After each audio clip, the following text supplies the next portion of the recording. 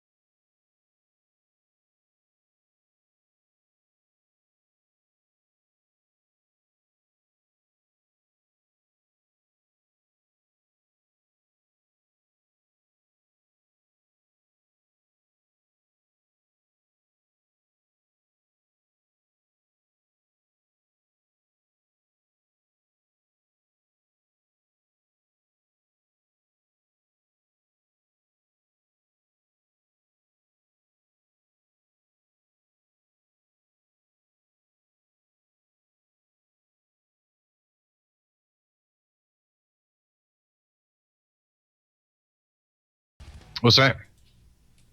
All right. And not just you, but the listening audience as well. Tell me what you hear in this video. Because you're not going to get to see the video, but you're going to get to hear these sounds.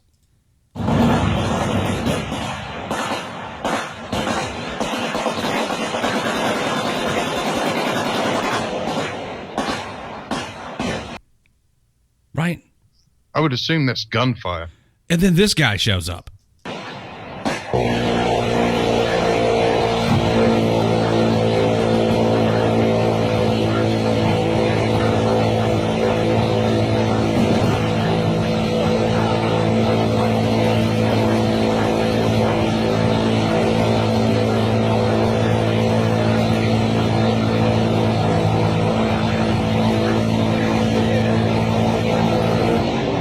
Longest burst from a minigun in history, right there. How many rounds you think that was? God damn. Half a million? I mean, fuck. Impressive. I'll try to figure out a way to link the video. I mean, but you're not really missing anything. It's the sound that's awesome. Yeah. Yeah, after a few seconds, You figured he's going to let up, right? 6 to 9 round burst. Well, it almost sounded like you were just like sitting next to the plane as it was like getting ready for takeoff or something. Like, there's no way that could have been an A-10. No, it wasn't an aircraft at all. Oh, I'm lost then. Yeah, it was one of the Humvee mounted whatever the hell that is. What's up, Caleb?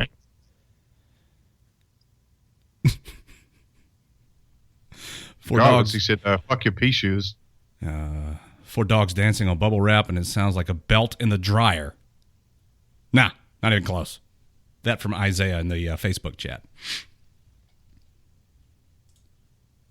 I want to do this story that you sent earlier.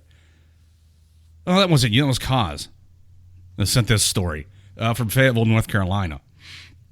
A North Carolina judge sent a retired Special Forces sergeant to jail for violating probation and spent the night in the cell with him. News media outlets report Joe Cerna, age 41, who suffers from PTSD after 3 tours in Afghanistan, was diverted to Cumberland County Veterans Court. Veterans Court? Is there such a thing? I guess there is in Cumberland County. Yeah. After being charged with DUI and other traffic offenses. Let me get the phone real quick. WTF Nation Radio, you're on the air. What's up, man? Hey, what's going on? I was watching your video right now. Y'all still talking about that? Well, are we still talking about all the noise that was going on at the range there? Yeah, whatever that was. I didn't get it. I started reading comments. I got sidetracked real quick. Okay. What was all that about? I ready to get on this QRF or something.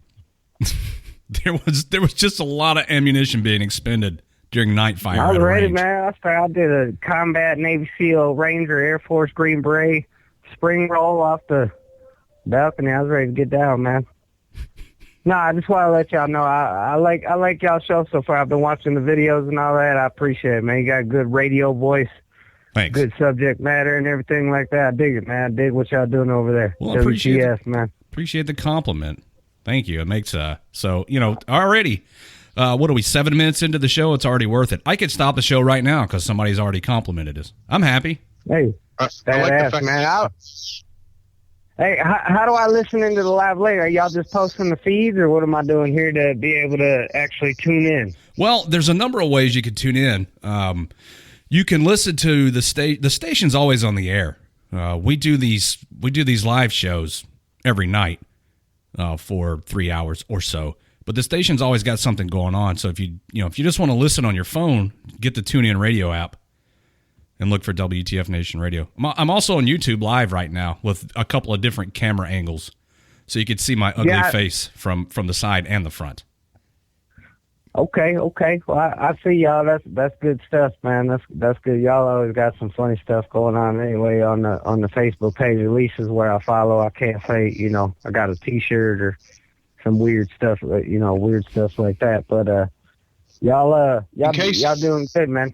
Thanks. I appreciate that. In case you missed the live shows, you can always catch our podcasts, which is at WTFNationRadio.com on iTunes, Stitcher, and now like Google Music, Google Play, whatever the fuck that thing's called. That's podcast for those of you in America. Where are you at? I'm in America, but Pi didn't say he didn't say podcast because he's all proper. Yeah, podcast. I thought I made a mistake for a minute. You switched up the. No, that's cool, man. I dig it, man. I'll definitely be tuning in, man. It's a breath of fresh air, for real. Thanks. I appreciate that. Thank you very much. All right, brother. Well, Thanks. I'll let you do your thing, man. Okay. Thanks. Have a good night. Look at us getting compliments already. Like I said, I'll just turn this shit off and we can all go do our Saturday night stuff. But that's because everyone's still sober. No one's actually started drinking yet. Ah, yes. Okay. All right. Got it. Back to the story, because somebody evidently has already heard this story because they said that this they liked the story. So, in North Carolina, a judge sent a retired Special Forces sergeant to jail for violating probation and spent the night in a cell with him. Evidently, there is the Cumberland County Veterans Court. The court's designed to help troubled veterans avoid jail time and get the help they need. This retired Special Forces sergeant. The phone's ringing again. It popped up right in the middle of my story. I'll get to you in just a minute there, caller. Let me cover the rest of this story. This retired Special Forces sergeant who's got PTSD and was arrested for DUI and other traffic offenses had to spend a night in jail. When he appeared before Judge Lou Oliveira, a Gulf War veteran himself, on April 12th, Cerna said he admitted he'd lied to the court and his last urinalysis had been positive. Oliveira sentenced him to a night in jail and the next day drove him to nearby Lumberton to serve time. The judge drove the guy himself to the jail. He says, when Joe first came to turn himself in, he was trembling. I decided I'd spend the night serving with him. Cerna says he was touched by the judge's action. He says, they take me to the cell, and I'm sitting on my bunk. And then in walks the judge. I knew this was a very compassionate man. He said that they spent the night talking about their military experiences. And it was more of a father-son conversation as opposed to a judge talking to someone and then sentencing them. It was personal, says Cerna. Oliveira says he hopes the experience helps Cerna. They've worn the uniform, and we know they can be contributing members of society. We just want to get them back there, said the judge. I thought the story was interesting, and that the judge took a very personal approach to helping this troubled veteran. I think I missed. What did the guy get in trouble for to start with? Driving under the influence and other traffic offenses. So I guess it's a minor offense. I think it's pretty cool. The judge doing what he done. Now I've heard a veterans court is supposed to be, I guess, a more emotional side, kind of thinking of the veteran instead of just slamming them with ridiculous sentences. I mean, good on the judge though. I mean, I think it's pretty cool. So, do you think that that veterans have extenuating circumstances as it pertains to the law in most cases, or their special cases? Should there be a separate veterans court? I'm asking. I'm asking. I am in no way stating my opinion. I'm asking a question of you and anyone who wants to call in. I personally believe not just veterans. I think anyone really. I mean, it all comes down to the circumstances. As long as I guess in some cases it doesn't really matter what the crime is. I mean, if you murder someone because you're just a fucking douchebag and it's a robbery gone wrong or something, versus, you walk in and catch some other dude fucking sleeping with your wife and you just flip shit. I mean, it's different circumstances. So you kind of have to look at it case by case. Now, if it's a veteran, and let's say this guy has PTSD or something, did something trigger that PTSD or that medical condition that then made him, commit X offense? And if so, then maybe there should be kind of, other avenues or extenuating circumstances. I guess it really depends. It's kind of on a case-by-case basis. Bobby corrected me. He got sentenced to jail time for violating the terms of his probation, not for the original charges, because he tested positive for something. It doesn't say specifically what it is. WTF Nation Radio, you're on the air. Hey there. I heard you talking about the Veterans Court. Yes. And I just called right after you asked the question, should there be a separate court for veterans?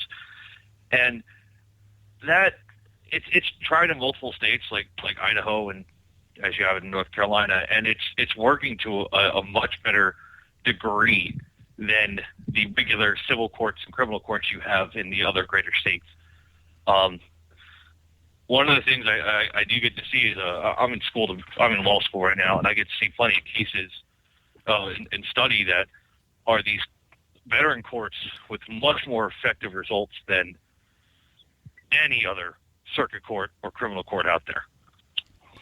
Do you think it's because of the specific nature of the people coming to the court and the comparatively smaller caseload, whereas in the regular district and circuit courts, they're just kind of running people through and rubber stamping a lot of stuff? Yeah, it's very much like what you just said. You have a specific court for a specific group of people that you're going to have more attention to detail. You're going to have a better grasp on what's happening. And you're going to have lawyers and judges that are going to understand, hey, this person has done 4 tours or 5 tours or whatever, served 30 years, and they're having a hard time adjusting to civilian life. And a lot of people just see, oh, hey, there's veteran PTSD, he's insane, he's crazy, whatever. These courts allow, oh, hey, there's a veteran PTSD, or there's a veteran with alcohol abuse, whatever the case may be. They can help them not only get them to criminal or civil issue out of the way, but then you can also go and move forward with medical, with financial.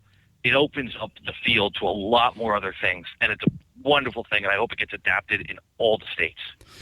What would you say? What would you say to a veteran who says, I stole from Walmart because I have PTSD. I broke that car's window out because I have PTSD. I ran that guy off the road because I have PTSD. At what point does PTSD become, I guess, like a crutch? Yeah, a crutch or an excuse. Patterns of behavior is what dictates a lot of civil cases, especially in like family law, which is what I'm going to focus in. You see patterns of behavior, and those patterns of behavior dictate to the judge what needs to be done. When you start having a gentleman, especially a veteran, sitting there saying, "Oh, I broke the shelving unit at Walmart," or "Oh, I punched that car window, but it's just because I have PTSD," you gotta, just like you have an escalation of violence, you have to have an escalation of punishment. So the first time you recommend them to to psychological counseling and any medical counseling they may need, and then eventually it's okay. This is no longer you have PTSD. You've gotten treatment. You've found a way to work, and we've gotten reports from said person, because there's whole HIPAA laws and everything regarding the courts and I forgot the word slipping out of my mind. Sorry, had some rum. It happens to the best of us. Yeah. Between the courts and the defendant. But what happens is, at some point there'll be the judge will have to make a decision of, okay, he's using it as a crutch. Here's the evidence. Here's the pattern of behavior. Okay, that I get. Dan from the Facebook live chat says, society already has a bad picture of PTSD. It doesn't warrant a separate standard. To an extent, to a large extent, Dan, I agree with you. But I think PTSD is just one of the emotional or psychological conditions that could contribute to someone's running afoul of the law. And it's one that's largely kind of shoved into the spotlight as it pertains to veterans. So that's, I guess, why we are talking about that specifically. But in the civilian world, I mean, there's PTSD in the civilian world. There are other emotional and psychological disorders that cause people to step out of line and run afoul of the law in the civilian world. A separate standard, no, but maybe a little more intensive and specialized attention and understanding, maybe. We'll have to see where this goes. It sounds like it's kind of in its infancy right now, this Veterans Court. And if I can say one more thing, okay, regarding the PTSD is I should have a separate standard. You're completely right. It shouldn't. There should be more involvement from the separate organizations. But a beautiful thing that I got to watch, as you know, everybody in the United States, they have a right to appeal. Very close friend of mine, and I just texted him and asked him if I could share the story, and he's all good with it. But a very close friend of mine got into a civil divorce case, and it got filed in North Carolina, where they have the Veterans Court. And because he was diagnosed with a very low level of PTSD, PTS. He had got diagnosed with PTS, as he's yelling at me right now. As he got diagnosed with PTS, it caused him to lose custody, and he went from custody with his child. So moves on, he appeals this, and he brings it to the Veterans Court, because you can do a side-to-side appeal or up to the Court of Appeals. Brings it to the Veterans Court when it comes to his child custody. The Veterans Court got him tested psychologically, civilian, comparatively to his military out processing, and they deemed he was perfectly safe and perfectly natural.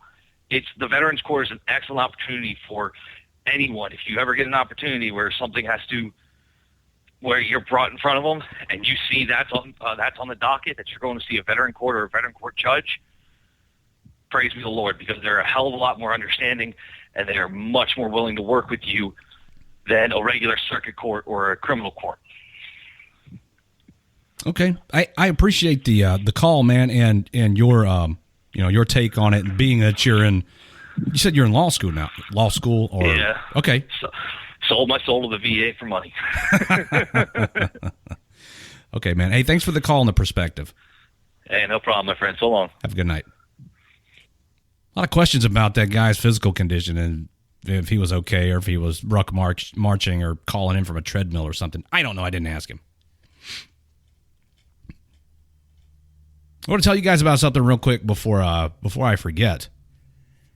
If you're watching on the Facebook Live feed, then you're already on the U.S. Army WTF Moments Facebook page, and pinned to the top of the page is a post that reads, in less than 24 hours, Josh Collins, a former Delta Force operator, Green Beret, and U.S. Army Ranger, will attempt to break the standing paddle boating distance record, paddling for over 110 miles from Marco Island to Key West inside 24 hours. Now, Josh is doing this in an attempt to gather money to support Task Force Dagger Foundation, which is a nonprofit organization that helps soldiers deal with TBI struggles and other issues. You can support Josh by pledging money, sponsoring each of the miles he's going to put in tomorrow. To do that, comment under the post on the page with how much, for example, 25 cents a mile. The donations are tax deductible. Afterward, you'll be able to settle up and make good at the Task Force Dagger Foundation website through PayPal or on the Veteran Voyage 360 Crowd Rise site by credit card. Every penny counts for this top-rated and very lean organization. It's doing so much good in the SOCOM community. So check that out, guys. Please. We support the U.S. Army WTF Moments and WTF Nation Radio support a lot of these veteran organizations. This has been vetted. It's legit. Don't worry. Your money's going to a good cause. Yeah, Task Force Dagger is an amazing organization. They do great things for the special operations community. They're amazing people. So back to the topic. There were a couple other phone calls trying to come in. You guys can go ahead and call. Listen, at any point during the show, we're accepting phone calls and we don't answer right away. You can keep trying. If we've got lines tied up, then obviously I can't get you in. But just keep trying. WTF Nation Radio, you're on the air. Hey, I was calling about y'all talking about Veterans Court versus. This is a thing that I heard of today, Veterans Court. Now, let me tell you, I'm a combat veteran, served 5 years in the Army, served in Iraq in Ramadi for a year from 2003 to 2004. I'm not going to lie, I'm not going to place no blame on anybody or I'll accept responsibility for my actions or whatever, whether it was intentionally or otherwise, but I had to serve time in federal prison, man, and when I got in front of that federal judge, I had a lawyer that got me a letter basically from a lieutenant colonel who knew me personally, and it was read in open court. And after all was said and done, after 364 combat missions, man, the judge gave me a lecture and basically ridiculed me or condemned me for, basically what he said was I should have damn well known better. You know what I mean? Like he didn't take any sort of stance on whether I was a veteran or not. And I don't think that a red carpet should be rolled out, but I think there should be some consideration as to whether or not you may have certain issues going on. You know what I mean? I had a gun charge. Was part of your sentence, was any part of your court-ordered sentence, the sentence the court handed down, was any part of that court-ordered treatment or rehabilitation? No, we had spoke about, I'm not the type of person, and I don't knock post-traumatic stress disorder or say that I got it or I don't. I'm just saying maybe I do, and looking at veteran sites and things like that, that's the only thing that made me think, well, maybe I do got a few issues, because you can have 10,000 people on any number of Facebook web pages have a lot of similar symptoms, you know what I mean? And so I was kind of ultra paranoid or, always being armed, things like that. And when we brought that up to the prosecution, they basically said, either prove it or it doesn't exist. You know what I mean? And like the worst part about it was the United States of America, versus myself, or a country basically that I've tried to give my life for. You know what I mean? Just kind of shut me down. And basically, like I said, lectured me. I got a lecture from the judge as opposed to it. I got sentenced along with everybody else. Like, not that I was special and not that I wanted any fair treatment, but, just kind of like, well, you turned out bad like the rest of them, or you should have known better. You know what I mean? Well, listen, the court system, federal or otherwise, is in the business of processing these cases and getting them done as quickly as possible to. And I'm kind of going to, I guess I'm going to go off on a bit of a tangent here, maybe even kind of straying into tinfoil hat territory. But the prison system, the court system, it's all a big money machine. I think. Oh yeah. I think that it left the interests of criminal justice behind a long time ago, and now it's about lawyers and judges helping each other out, padding each other's pockets. The federal prison system, the state prison systems, it's all a money thing at the expense of people. And I don't think that the judge, first of all, there are sentencing guidelines and minimum mandatory sentencing requirements. The judge has a lot of discretion whether he chooses to exercise it or not based on what you tell him and what he thinks you can or cannot prove to him. It's up to him to an extent, but at some point he's got to say, well, here, you got to serve this time. Now, well, they have the full weight of the federal government behind them. So, that's, we can all see as veterans from that standpoint, how much power that actually is. You know what I mean? Well, it's easy to play by the rules when you are the one making the rules. Hey, caller, I have a question for you. If you don't mind answering it, Alicia from the WTF Nation Radio Facebook Live chat said, what did he do to go to prison in the first place? Because you said it was like a whole federal deal. Because I got charged with receipt of a firearm while under indictment. You were okay, wait a minute. You were under indictment for something and then something else, and you were charged. Listen, you don't have to tell us your business. No, I don't mind hiding it because I think the situation is so messed up, only for the fact that I'm not the only veteran that's been to prison based off of. Had there been a veteran court that not catered to, but at least acknowledged that veterans do have specific issues when they come home from combat and try to reassimilate into society, maybe they could have dealt with me a little differently, as opposed to, I didn't do anything violent. I didn't commit a crime against a person. I didn't harm anyone. I did threaten to kill myself. I had a firearm in the process, and I got put on probation for that very fact.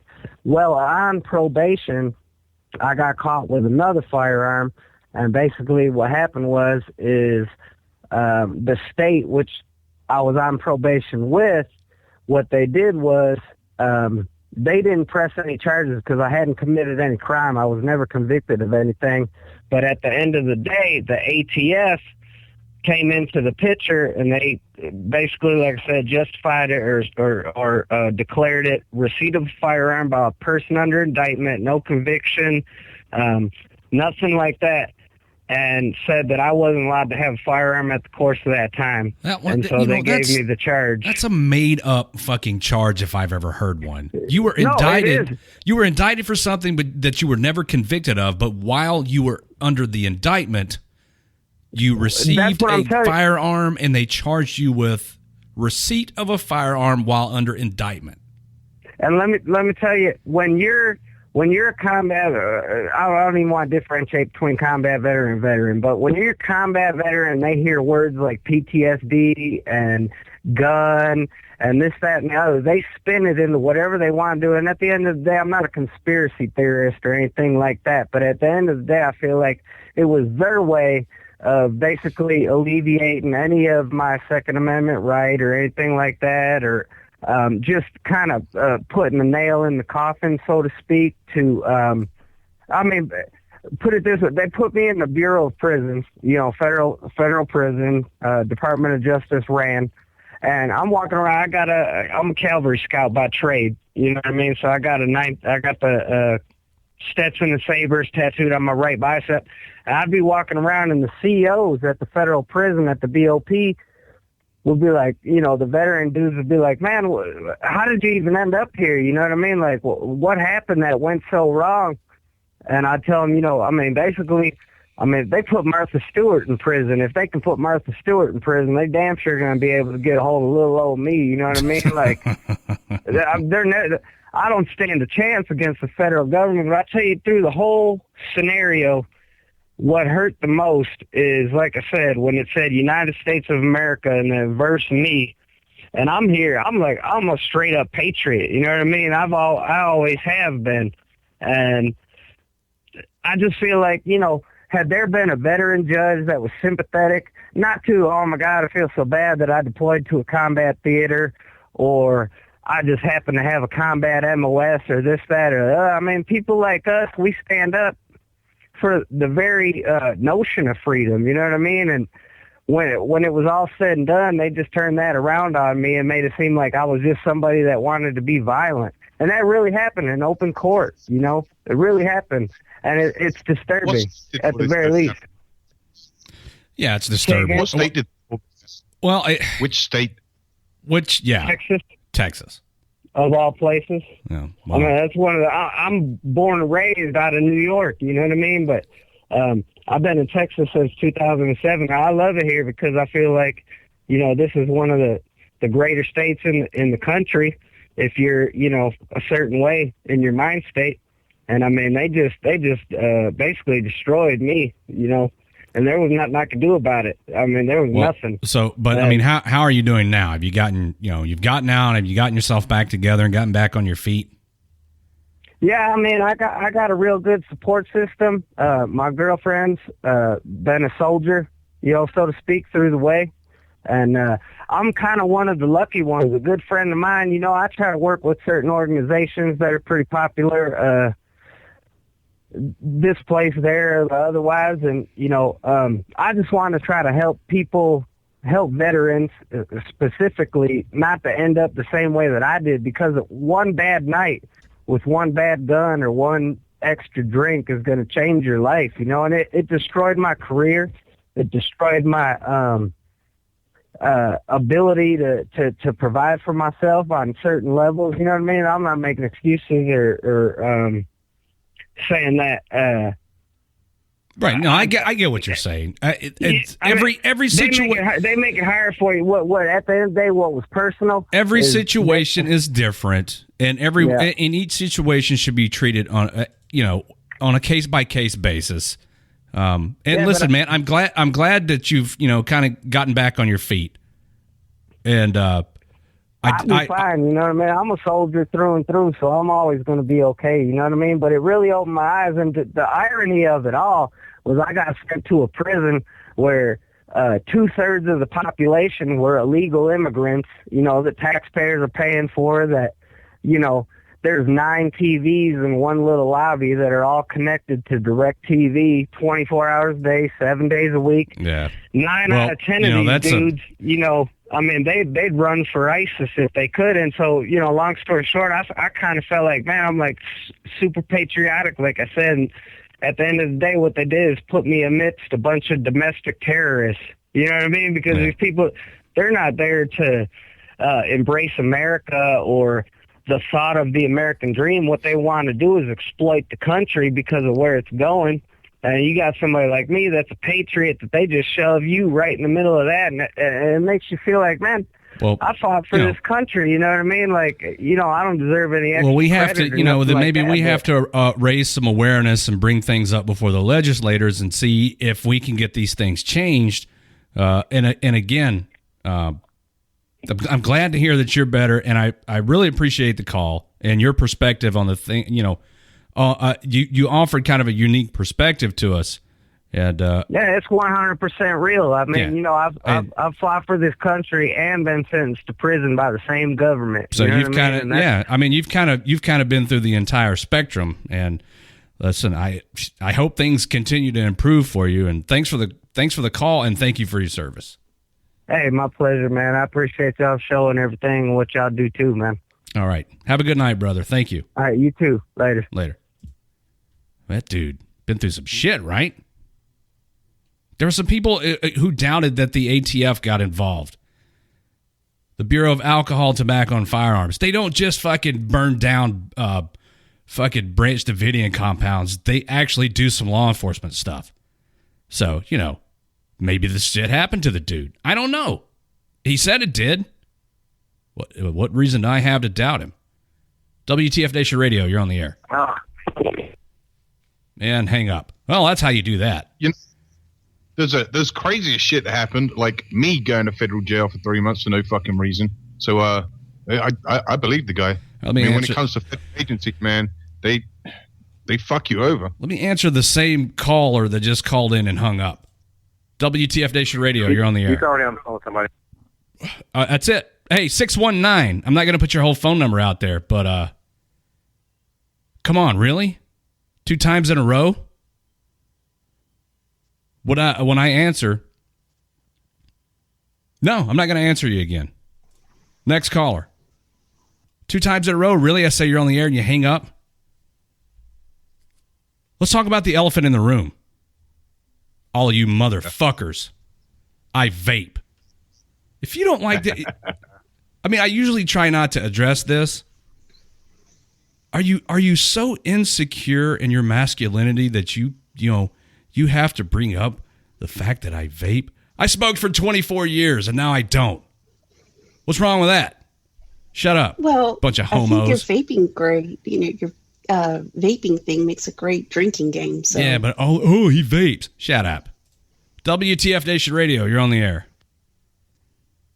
What's up? Hey, man. So, I don't know. What's on your What mind? do you guys think of the whole new women into the infantry thing? Oh, man, we talked about this for weeks. I mean, it's a topic that we've spent so long talking about that I kind of cringe when anybody brings it up. So tell me what you think about it. Just another day in paradise. Just another way. They're just making it easier. The Army just pussifying it all pretty much. So the Army, by allowing females into the infantry and other combat arms MOSs, is pussifying the Army. I mean, do I agree? Do I disagree? Who knows? But please, expand on your opinion. We want to hear about it. Just because I'm in right now, and I've seen it. Because basically what I'm telling you is you're going to have to carry the show for a minute because I got to get a beer. So go ahead. Okay. Well, I personally just believe that every standard's just going to be lowered because it is in every other MOS that I see on a day-to-day basis. And women themselves, just it's hard to get men and women to do the same job and expect the same results. You know, like Redneck said, we've covered this for a good couple of weeks now. And if you guys want to hear about it, you can go to the website WTF Nation Radio and listen to some of the podcasts. But it's funny you kind of bring this up. Earlier on, I was reading an article, and I can't remember the complete article, but it was essentially Marine females had started to go through their infantry course, and not one of them had passed. So the Marines were kind of, I don't know if it's official or not, but the Marines were kind of looking at dropping some of the standards to enable some of these women to pass. Now, like I've said all along, yes, there's going to be issues. Yes, there's going to be complications with having women in combat roles. But as long as the standards are not dropped and these women can meet the standards, then I don't see the problem with allowing these women to go ahead and try and fill these slots. As long as I said, the standards are not dropped. Yeah. Well, I mean, the standards themselves are a fucking joke. The standards, the standards have already been lowered. The current standards are a joke. Yes. Okay. Especially like for like your APFT. That's the biggest joke out of them all. When was the last time the APFT standards were changed? Can anybody tell me for a fact the last time the standards for the Army physical fitness test were changed?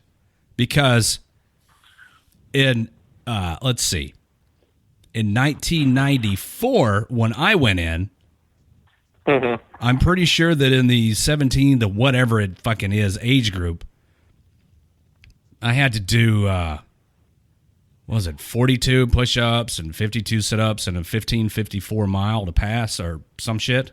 Has it changed since then? Yeah. Just to pass? Yeah, just like a minimum passing score. Has it changed since 1994? Nope. No, it hasn't changed since 94, which was what, 22 years ago? Yeah. So same standards since then. So in 94 the standards were crap also, correct? So I got a few highlights for minimum passing. Yeah. I mean, I'm talking about the minimum passing. I'm not a fucking PT stud. I never was, but I passed. Oh no. Yeah.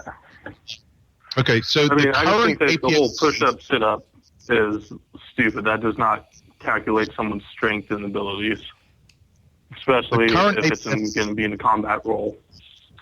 Was developed and refined in 1980 to 82. And I haven't been able to find anything else after that. So it looks like since 1982, the current APFT standards has been the same. Okay, so since 82, it's been the same. So I got to ask the caller, did you serve before 82? Nope. Okay, all right. But you think the standards are too low? Yeah. Okay. And you put someone that weighs like 100 pounds or like $120. They can do that all day long and pass it just fine. But you actually have to go and like lift something heavy or whatever. They might get a 300, but they're not going to be able to go carry that 70 pounds all day. I think the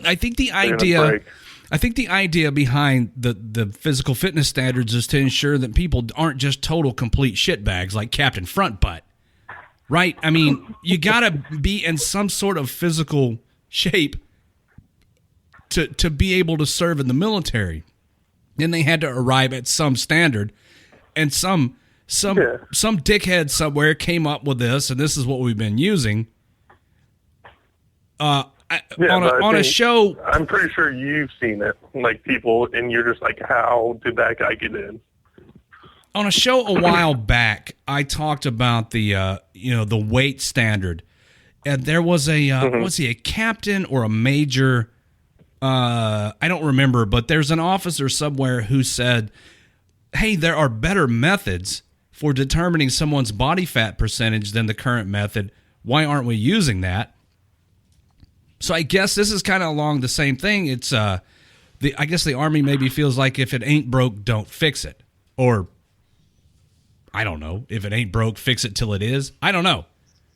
You know, it's funny you come up with that as well, because the Marines are looking at a new height weight policy. And essentially, if you score a 300 on your PT test, your height weight standards allowance is expanded slightly. So you're allowed I think it's like an extra 3% body fat or something. And then if you score a 295 or above, then you're allowed like in between. I can't remember exactly. But the method behind it is because there are some big guys out there, you know, that are buff, whether because they work out in the gym or that's just their natural fucking body. But they're PT studs. They can fucking out PT everybody. But yet when it comes to height weight, they get fucking hammered and they fail just because of that. So I think the current height weight standard is wrong, and it does need to be revised, because how can you tell a dude he's fucked up and overweight if he can fucking outsmoke everybody in the fucking battalion. But there are people in the Facebook comments who are saying, "What's the point in having standards if the standards aren't enforced?" Oh, I agree, 100%. Yeah, if you're not going to enforce the fucking standards, why have the standards? No, But that's a whole different topic. Well, I mean, it's not just saying like there's like PT studs per se. I mean, because God, I'm 6'3" and I weigh 205 pounds, and to the Army standards, I'm overweight. Well, am I fat? No, I'm a pretty skinny guy. Like I look at myself, I consider myself pretty skinny. Like, but to the Army standards, nope, I'm overweight. Ask at Wade and Cage. well, I mean, as long as you're in the Army, it's the Army standards you got to worry about, not your standard, right? No. Okay. Well, So I mean, like, I just think it's stupid. But then you also have like certain people that they only weigh like 120 pounds, like I was saying. Like these are guys too. So, but they get 300 on their PT test because they're small, light. They can push through that stuff. But then when it comes to actually going to do a job, like I go have this guy, we go on a ruck march, something like that.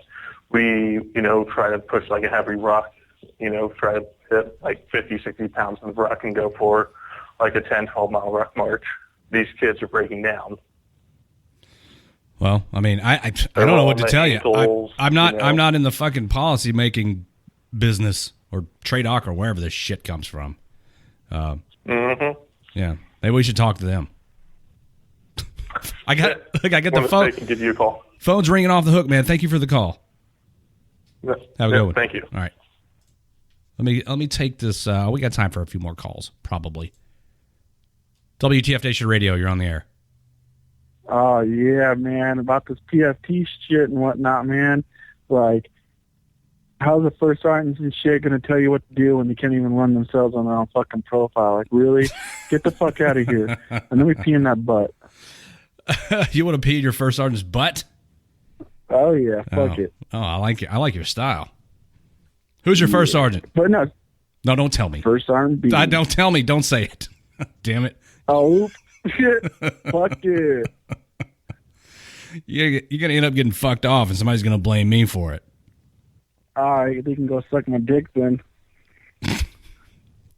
Should I just give your phone number out? He hung up. Good stuff. He wants to pee in his first sergeant's butt. First Sergeant B, we want to pee in your butt. I know a first sergeant. He probably wouldn't like that. Guys, if you would give us a call before the break. I got a break coming up. The number's 415. I can't stop laughing at this guy. 415-889-8367. 415-88-WTFNR. Let's see, Dan says, how about this? You worry about your ability to soldier and let them worry about them when it comes down to it. Like I do, people get away with what they can. It's interesting that he says you get away with what you can because I think we're going to, in the next segment, Pi, we're going to kind of challenge the listening audience to talk about something along those lines. And I don't want to give away too much, but it's an opportunity for you, the listening audience, to walk away with a WTF Nation Radio sticker, in case you want one. There have been WTF Nation Radio stickers spotted here and there, including on the commander of the 3rd Cavalry Regiment, Colonel Admiral's striker. I don't know if you guys caught that or not, but a while back, a WTF Nation Radio listener with a giant set of balls put one of our stickers on his striker and then took not one, but several photographs of it. I have photographic evidence of this sticker on his striker. There are 5 designs to choose from. You can view those at WTFNationRadio.com in the shop. And buy a t-shirt. We're almost out of the official WTF Nation Radio listener t-shirt. Raptor Mom says we're in the single digits on all sizes. Yep. What is this? I just got breaking news. Blast, fire, evacuation at Washington, D.C. Metro Station. Fire crews responding. A massive emergency response is being reported at D.C.'s Tinleytown Metro Station, where people are being evacuated following an explosion and fire. Witness accounts have been begun emerging on social media. People reported hearing blasts and seeing flames and smoke underground. Images from the scene show dozens of responding emergency vehicles with lights flashing. Witnesses spotted a stretcher being carried out. More on this as we get information. So they will the U.S. Army WTF Moments and WTF Nation Radio staff will dig up as much as they can on this and forward it to me, and I'll tell you about it on the air, because that's how we get down over here. Interesting. And as much as I would like to go look, I got to keep the show moving. So, guys, as you get more, send it to me. DC Metro explosions. What news source was that? I can't reveal my sources, Raptor Mom. Oh. Yeah, this is this is G14 classified shit. I can't tell you about that. One thing real quick, a story that I just briefly want to touch on before I go into the break. Stars and Stripes, the newspaper.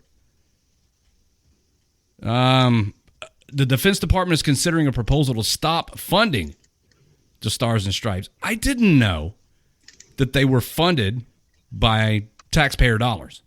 I had no idea. They're the official Army newspaper. They receive about $12 million a year in appropriated funding. $12 million, which accounts for 40% of its overall budget. What the fuck is Stars and Stripes doing that they need that kind of money? It's a newspaper. I mean, I don't want to sound like a shithead.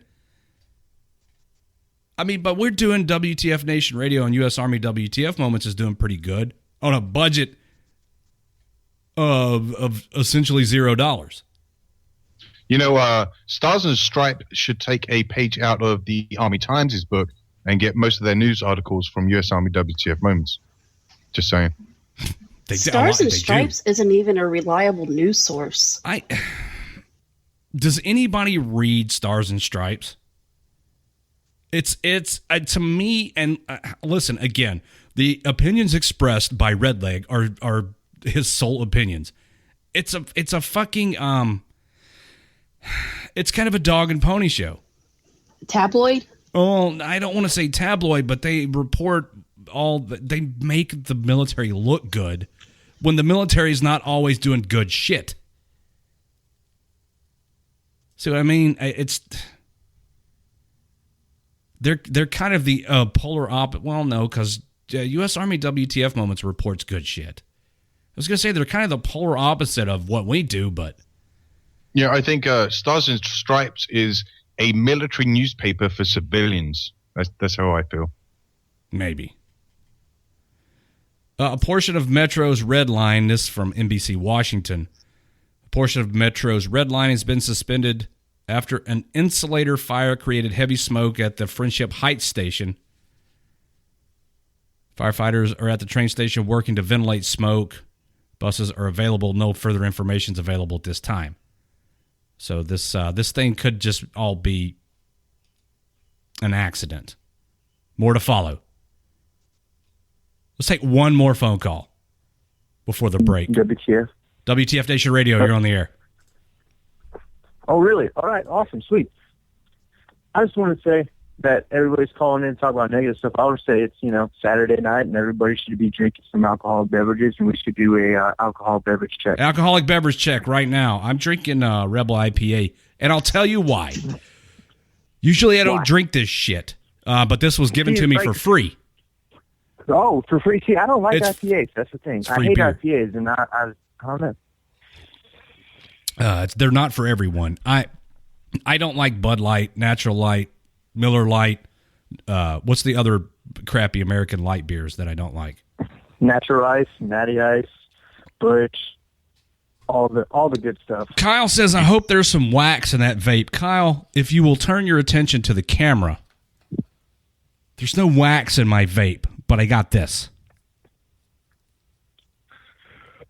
I just wanted to call and say I love what y'all are doing, and I love how you make fun of, the Army when it needs to be made fun of, and also help out every veteran in need when they call up on your show and or page. And I think it's really awesome. And I just want to give a positive shout out to the Saturday evening while I'm drinking alcohol and relaxing on my weekend, about to go out in the field and do some grunt shit. Oh, positive shout out. And then you basically just stated our mission, which is to put the Army on blast when it fucks up, and then when it does good, and we try to support veterans, we do that too. Again, another good phone call where we could just end the show right now, and I'd feel good about it. Yeah. Well, there you go, man. See, you're doing a good. I mean, that page is doing an awesome thing. I love it. I'm in 3rd CR, so I laugh my ass off watching y'all just destroy. Did you see the sticker? I'm not gonna say who I am because I'm not. Oh no! Don't do that. For fuck's sake! Did you get to see the sticker on his striker? Oh no, I didn't get to see that, man. Well, I've got a picture of it. But I was at the regimental FTX when all this fiasco started, and I was actually in the troop of the private that got the pictures and how everything started. Well, and so that was a lot of fun. That whole debacle with 3CR, where I mean, look, we can't make this shit up. It just kept coming and coming. No. And it's just the stuff to the inbox didn't stop. You get one picture of a striker stuck in the mud 60 feet from the motor pool. Next thing you know, 3CR is the worst unit in the Army. Oh, I know. It's amazing, really. I mean, it blew my mind. I've been in 3rd CR for almost 5 years now, and so I've been here since I was an itty bitty Joe. Now I'm at E5, and it's been hilarious to watch this unit grow and try to figure out the Army. Oh man. Oh, thanks for the call, man. Enjoy your weekend. Thanks for listening to us on Saturday night. Thank you. You have a good one. All right, brother. You too. From calling from 3CR. That dude's been in 3CR since he was a private. He's a sergeant now. Oh, sucks to suck. That sucks. Will wants to know where Jose is. Jose has been on sabbatical for a while. Yeah. Oh, they want me to blaze up. Listen, guys, if you want a radio show, you don't want me smoking right now. If I'm going to smoke, somebody else is going to have to host this thing. I forget how to human when I forget how to human when I've been smoking. Oh, there's that. You guys don't talk about me vaping. I like how Howie thinks that's a blunt. Howie, it's a joint. It's not a blunt. Well, Howie's kind of special. I do not promote or advocate the use of illegal substances, by the way. That could just be a cigarette for all you know. What if it's not illegal? What if it's not illegal? Yeah, what if you're like in Colorado or something? What if I am? Yeah. Huh. What if? If my aunt had a dick, she'd be my uncle. If 3CR wasn't so fucked up, they'd probably be the best unit in the Army. Let's take a break, guys. So everybody can stretch their legs, refill their alcoholic beverages, and so on and so forth. When we come back, we'll talk about, we'll get you to call in and tell us some things. I don't want to talk about it too much before the break. Or do I? And give everybody a chance to get their shit together. No. Because there's reasons not to do that. Whatever. Yeah. Stay tuned because you can win a sticker. Yeah, you could win a sticker. During the break, if you guys want to run over to WTFNationRadio.com and look at all of our crap, you could do that. Figure it out. Whatever. Listen, no more E4 Mafia shirt. I wear a shirt once and then I take it off and wash it. I just got a regular old shirt on tonight. There's that. We're going to take a break, guys. Everybody stick around. We'll be back right here on WTF Nation Radio. That's your cue to say something there, Raptor Mom.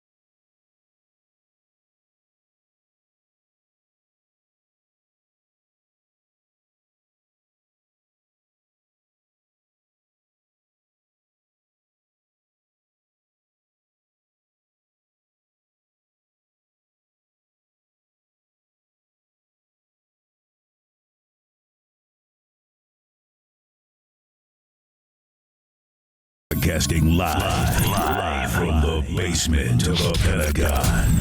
This is WTF Nation Radio.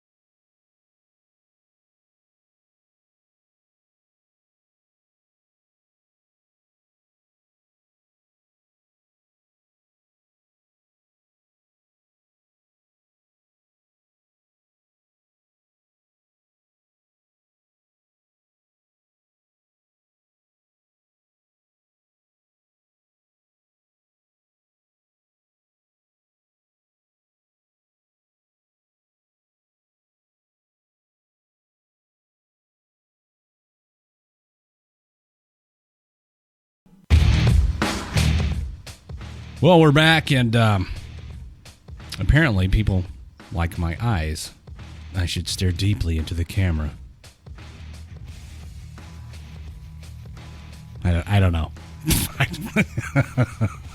don't know what's going on there. Welcome back, everybody, to the Saturday Free-for-All on WTF Nation Radio. I'm your host, Redleg, and I'm joined by, maybe, Pi and Raptor Mom. Can you guys hear me? Or I'm here. I can barely hear. You're kind of shitty sounding. I'm kind of shitty sounding? Stupid. Maybe my internet's all fucked up. I wonder what else is new. I blame Zuckerberg. I blame Comcast. I've been having it out with them for days now. So they want. You sound fine on the Facebook Live. Okay, it's all right. Just Skype. Okay, maybe it's just Skype. You want me to hang up on you? I'm coming in broken and stupid. Thanks, Dan. I look like David Draymond, the lead singer from Disturbed, but I don't have those things coming out of my bottom lip. I don't know, guys. Okay, as long as I sound okay on Facebook, whatever.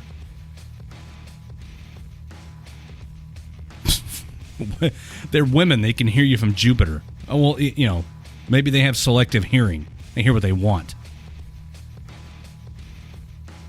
Whatever. Again, this is the Saturday Free-for-All. I'm your host, Redleg. Raptor 7 has the night off, so I'm covering for him tonight. We usually trade off on Saturdays. Pi, we got to get you in this Saturday night rotation, man. Yeah, I know, right? So you're taking Saturday after next? Sure, why not? All right, good. Raptor Bomb, write that down, please. Raptor Bomb is the okay. I got it. Raptor Bomb is the WTF Nation Radio administrative assistant who keeps things going here. Interesting. Oh, I got a promotion. Oh, you're the senior administrative assistant. I forgot you got a Yes. I mean, but aren't you kind of the senior administrative assistant by default if you're the only administrative assistant? It just sounds better on paper. If you want to learn more about the WTF Nation Radio staff and all of that, there are bios and shit galore at WTFNationRadio.com or WTFNR.com about who's who and where they came from and the schedule. If you click on Contact Us, there's a whole bunch of crap there about how you can write us, how you can call us, how you can become a member of the WTF Nation Radio staff yourself, if you're interested in doing that, and so on and so forth. There's a bunch of stuff there. Go look at stuff. I mean, you know, if you're into stuff. If you're not, then don't go. Nobody's twisting your arm. And by the way, the stories you read, 100% accurate. More or less. If you'd like to join the live chat at WTFNationRadio.com, where there's other people on camera besides me, you can do that as well. Pi, are you simulcasting on Facebook Live over at the US, what the fuck radio thing page? What is it called? WTF Nation Radio Facebook page. The WTF Nation Radio Facebook page. Are you on there? I am, yes. Go look at Pi. He's uglier than me, if you can believe that. I know, right? Yeah. If you guys want to call the show now that the break's over, there are people who were calling during the break. What'd you do that for? 415-889-8367. 415-88-WTFNR. No, we're not in the Bay Area. That's just where our phone number is.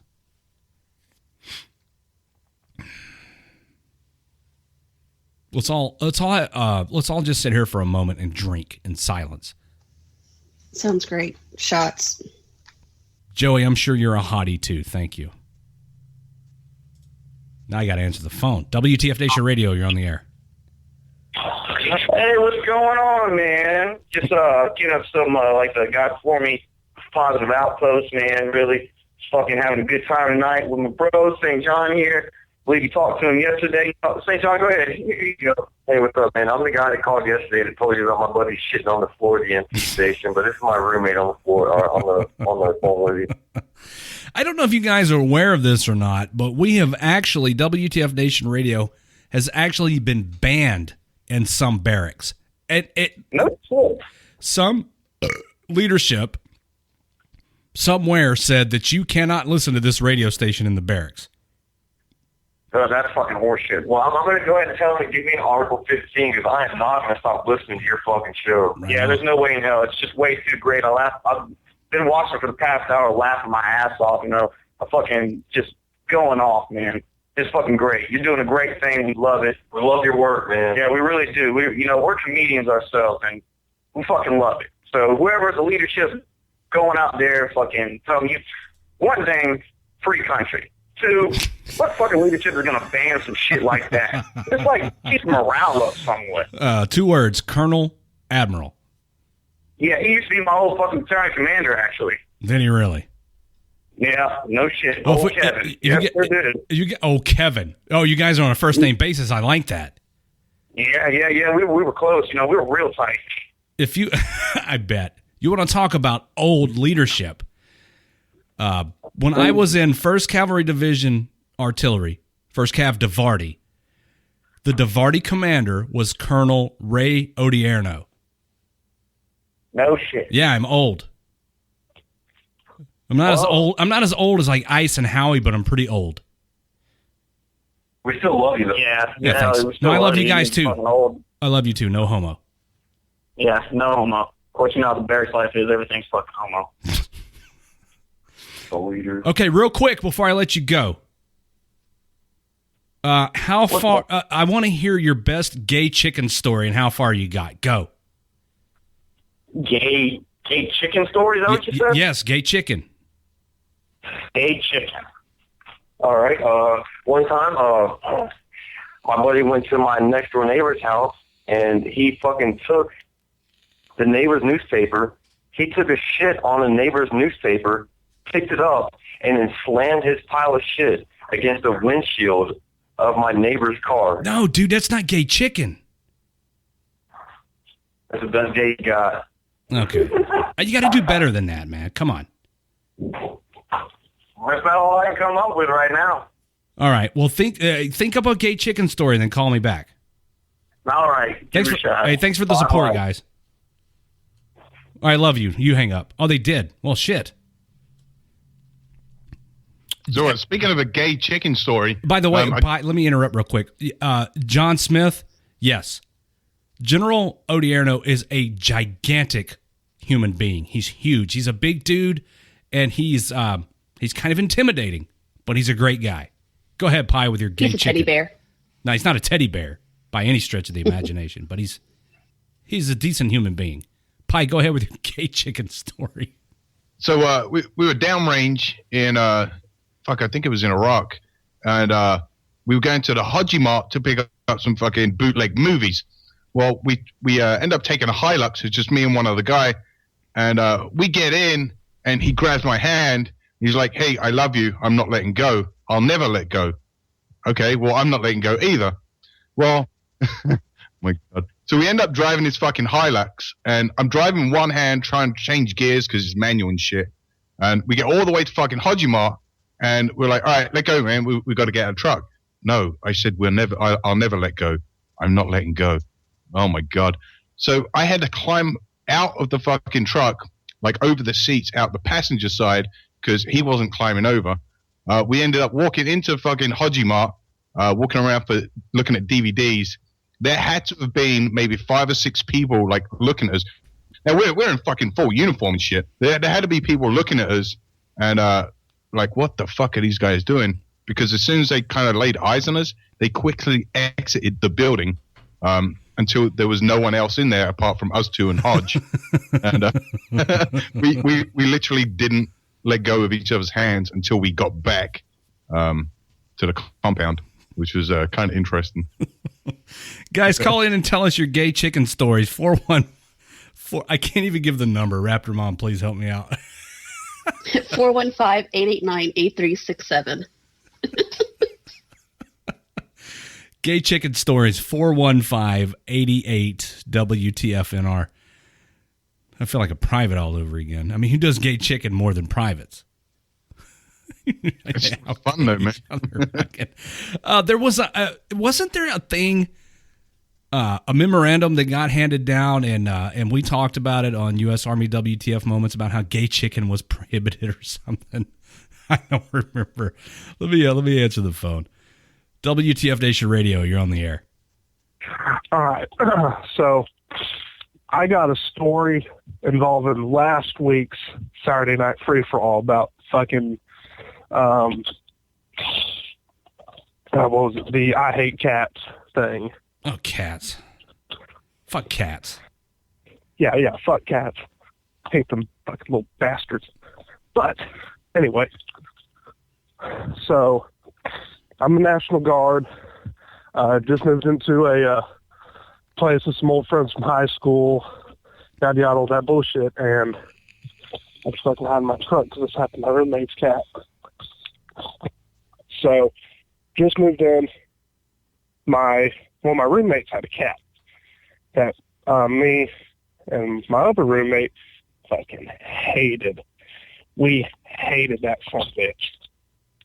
And we were fucking joking around about, getting rid of the son of a bitch while, other roommate ain't home. So, it was this past Tuesday, hanging out. I was in his room talking to him about rent and shit. And I was like, hey, have you seen the cat? I was like, no. I haven't seen it in a couple of days. Have you? He was like, no. I guess it's just gone. And as soon as I turn around and walk out, I see the motherfucker looking at me. I was like, Nick, there's a fucking cat. And it ran into our roommate's bedroom. We cornered the son of a bitch, yanked it out from under the bed. Things hissing, goddamn screaming at us and shit. So we fucking hop in my buddy Nick's truck, drive all the way out, fucking about 6, 7, 8 miles to the county line. And as I was slowing down to fucking, so we can just open up the door and let it out, buddy Nick grabs it from the back seat and things starts fucking clawing him and shit, fucking him up. And then he was like, oh, fuck this damn thing, and threw it out the window while we were still doing probably about 10, 15. And then we fucking hauled ass. Didn't fucking speak a word of it to our other roommate or shit. And he keeps asking, hey, y'all seen the cat? I'm like, no, we haven't seen it in a couple of days. Mrs. Rage said, obviously you can't handle pussy. Well, I mean, when it's fucking bite me and fucking scratch me and shit, no, I can't. Ain't about that life. I gotta tell you, man, you're not very popular with the fucking peanut gallery on Facebook. They don't like your story for shit, man.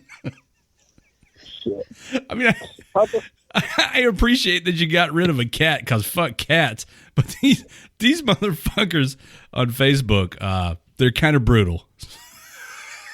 Okay, that's understandable, but yeah, fuck cats, man. I think it's a little shit anyway. Fuck cats. Oh, thanks for the cat story, man. Fuck cats. Yeah, fuck cats. All right, y'all have a good one. I'll just keep listening to the damn show. All right, man. Have a good one. Thank you. All right, bye. You motherfuckers are savage. So if you think you can top that story, give us a call. 415-889-8367. So I'm looking at the comments on Facebook the whole time this guy's telling his story. And it's all I could do not to bust out laughing because these guys are so fucking mean. What a bunch of dicks. Let me answer this call. WTF Nation Radio, you're on the air. Hi, it's Daniel. Hi, Daniel. Daniel Maxwell. I've been posting on the Facebook feed. Tell us your gay chicken story. Gay chicken story. Well, I think I might want to say for the first part that I was infantry, and it was, you know how that goes, most likely. It's pretty gay from the start. But no, we had an instance where we came up with a challenge. And this is down at Fort Lewis. We came up with a challenge to see who could do the worst. And the best way to put it is some of us won, and it didn't quite go so well. And I won. And we were at a bar. A few of us got challenged to see who could get a free drink from a gay guy. Oh. And so that created gay chicken for us, at least. And I was the dumbass that kissed a guy for a free martini. Wait a minute. Wait, that took a minute for it to sink in. You kissed a guy. You kissed a guy. Got you off guard, didn't I? You kissed a guy for a free martini. I mean, that's... Yeah, it was a challenge between all of us to see who would kiss the guy to get a free drink. All right, tell me, I want to know in gruesome detail about the kiss. Like, was it just a peck on the lips, or did you know... And then I have a follow-up question. So tell me about the kiss. I'm sure you do. And then tell me about the kiss, and then I have a follow-up question. Hey, it was just a kiss, damn it. No, come I didn't say I liked it. Come on, tell me. I mean, what? Just a peck on the lips? Did you fucking details? He was Asian. Inquire. He was Asian. As far as I knew, I just pictured it in my mind. It was a Taiwanese hooker. Oh, so it was Pie. Pie, do you know? I cannot. Do you know this guy? Not my participation. Okay. So I'm not getting. What? No tongue, just a peck on the lips. All right. Now for a free martini. That was our. And now for my follow-up question. Gay chicken. Oh, that was your gay chicken. The follow-up question is, did your dick get hard when you kissed this dude? Is that a question based on... Dramatic pause. Are you curious or are you wondering? No, I want to know. No. Why the long pause, dude? Oh, my girlfriend's laughing. This is funny. Stephen in a Facebook live chat wants to know, did your tongue fuck his fart box? Fart box? What the hell was Did you tongue punch his fart box? Oh, hell no. Okay. That was just a cocaine guy. I guess the tongue punch in a fart box is for a shot of whiskey and not my penis. No, that would take a couple. He said cocaine. Steps, honestly. You're welcome, St. John. Not ruling it out, but it'd take a little bit. Listen, I'm a grunt.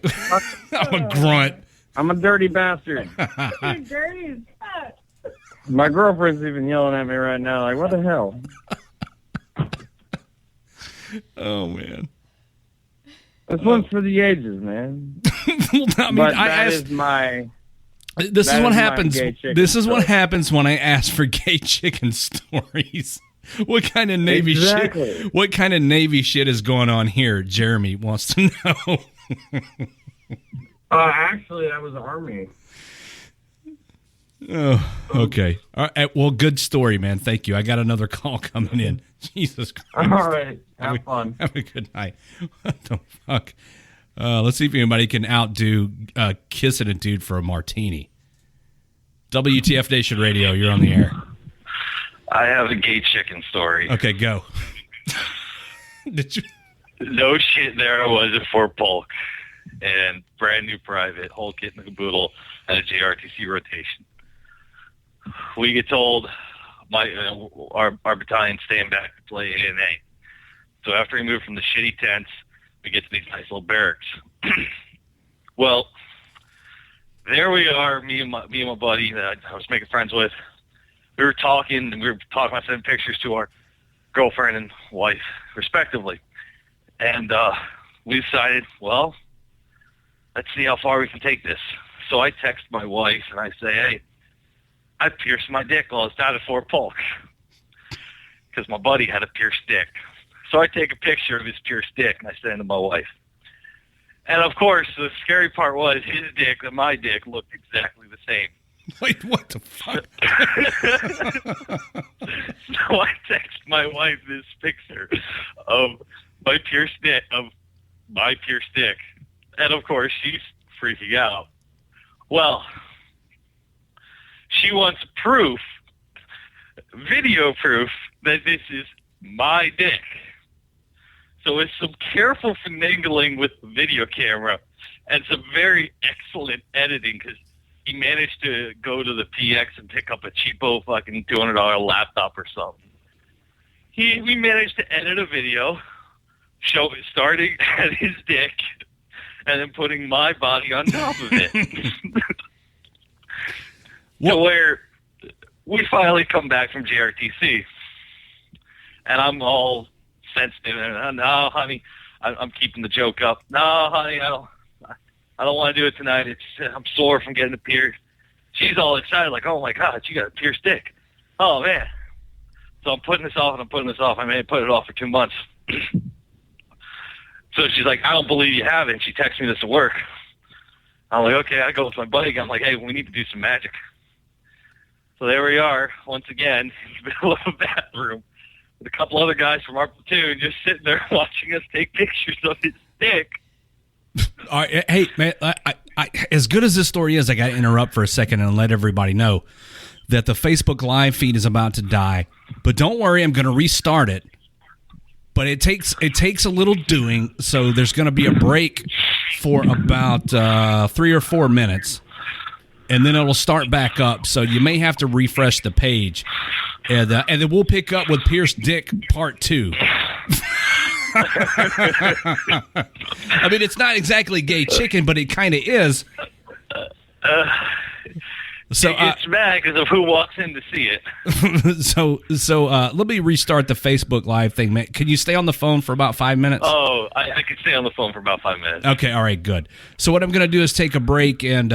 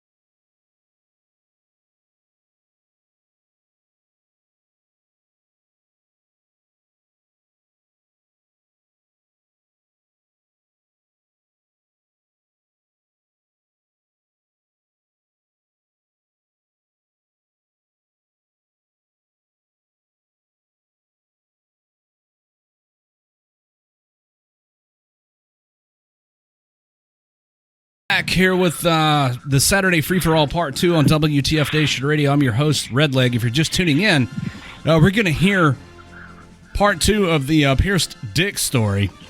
The topic tonight has turned to gay chicken, and I have a caller on the phone who started to tell us about his.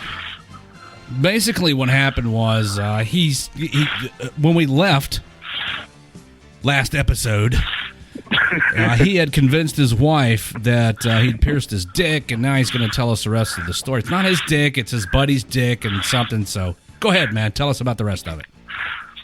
So we got back from JRTC, and wife is all, "Hey, show me your pierced dick," and I've been able to finagle it to where she doesn't see it about a month, 2 months. Nothing crazy until I'm at work, and when you come home for lunch, I want to see a picture of your pierced dick. I want to see your pierced dick. So me and my buddy go run off to the bathroom. A few other people are trying to help us. We're trying something to finagle because we don't have his laptop there. And I couldn't think of an excuse to not come home for lunch. So sitting there, and there's commotion.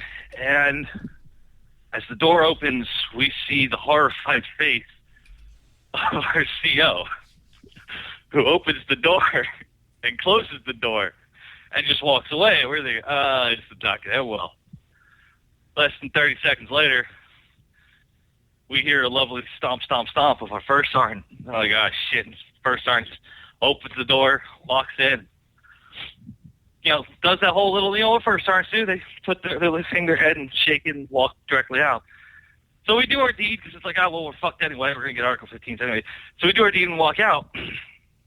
And the way the bathroom set up is there's the door to enter the bathroom and then the door to, like a hallway, and then the door to exit into the main area. And we're sitting there, we're in that little hallway section, and he says, "I know how to save our skins. Don't ask, don't tell got repealed." And he grabs me by the hand and walks out. So it's the first sergeant sitting there saying, "Bullshit." My wife's standing there saying, "Bullshit." And the CO standing there saying, "Bullshit." And literally got caught with my pants down by the CO and first sergeant about my pierced dick. So wait a minute. They walked in on you, and your buddy had his dick out, and you're taking pictures. I don't know. I got lost there for a second. My buddy had his dick out. We were trying, me and two other guys, along with my buddy, were trying to finagle it to where we can try to fuck with the camera angle and get it to where it looks like it's his dick, but my body. So we're trying different things, and it looked weird because I was standing at this angle next to him or in front of him or whatever. It just looked really awkward when the CO walked in and the first sergeant walked in. He was having these really weird positions of us, and two other guys standing there helping hold us up and hold us in these weird positions. Wait, so there's a bunch of dudes gathered around your buddy's dick? Is that what's going on?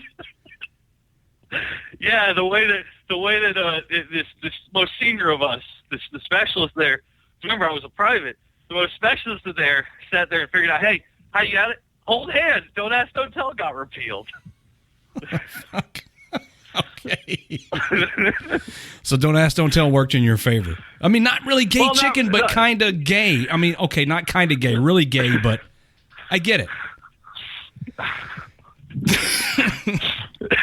Okay. Well, I mean, it was a good story. I'm glad everybody came back to hear that. Yeah. Now you're all worked up. Pleasure, man. I'll catch you later. Okay, man. Thanks for the call. A lot of people calling in winded and out of breath. Relax, everybody. It's okay. Call in with your gay chicken story, 415-889-8367. 415-88-WTFNR. What's up with that? Is it in like a new fad to like work out while you're drinking or some shit? I think work out while you call the show. I don't know. Hey, you got to burn the calories that you take in. Well, let me get this call. Let's see if this is gay chicken. WTF Nation Radio, you're on the air. All right, sir. So I got a gay chicken story for you. Let's hear it. All right. So no shit, there I was. Just got out of active duty. Did the stupidest thing of my life, joined the National Guard. I started seeing this girl right when I got back from Afghanistan. And her dad was prior 11 Bravo infantry. He's an older guy. He was through Vietnam, so he's an awesome dude. Well, lo and behold, these guys knew how to play gay chicken for real. The first night I get there, the first date I take her on, that bastard walks up to the door, he grabs me by my dick and gives me a kiss on the cheek and says, "Your turn." What the okay, go ahead. I'm not going to judge. So, yeah, that's exactly how I was meeting this girl for the first time, and her dad grabs my dick and gives me a kiss on the cheek, and I'm just freaking out at this point. I don't know what to do. So I revert back to a deployment stage where I was like, all right, gay chicken it is. So I just lick his ear. And after that, he handed me a beer and said, "You know what? You'll do just fine here, you son of a bitch." I find these gay chicken stories amusing because they're all like so much gayer than anything I ever did when I was in. Well, I mean, and the thing is, though, it's like I was sitting there thinking, all right, I got to impress her dad, but at the same time, it's like, I don't want to look like a douchebag, so I guess I'm just going to have to lick this dude's ear. Zach wants to know if he got hard. If either of you got hard during this gay chicken experience. I can promise you my dick went into a vagina when that man grabbed my balls for the first time. I was like, oh, God, no, I'm done. Oh, well, that was a good gay. I mean, that's gay chicken. That's how gay chicken and works. The great thing is, though, is it's old school generation military to, I guess, the newer generation. So I'm not one of those shithead privates that got a cell phone in basic, though.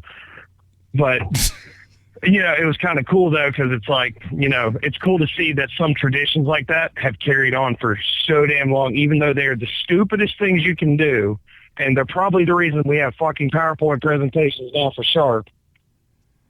Totally worth it. Well, yeah. Sharp. Whatever. Sharp just gives me a reason to drink vodka at drill. Right. Well, good story, man. Thank you for the call. Absolutely, man. Hey, big fan of the show. Keep it up. Thank you. Have a good night. You too.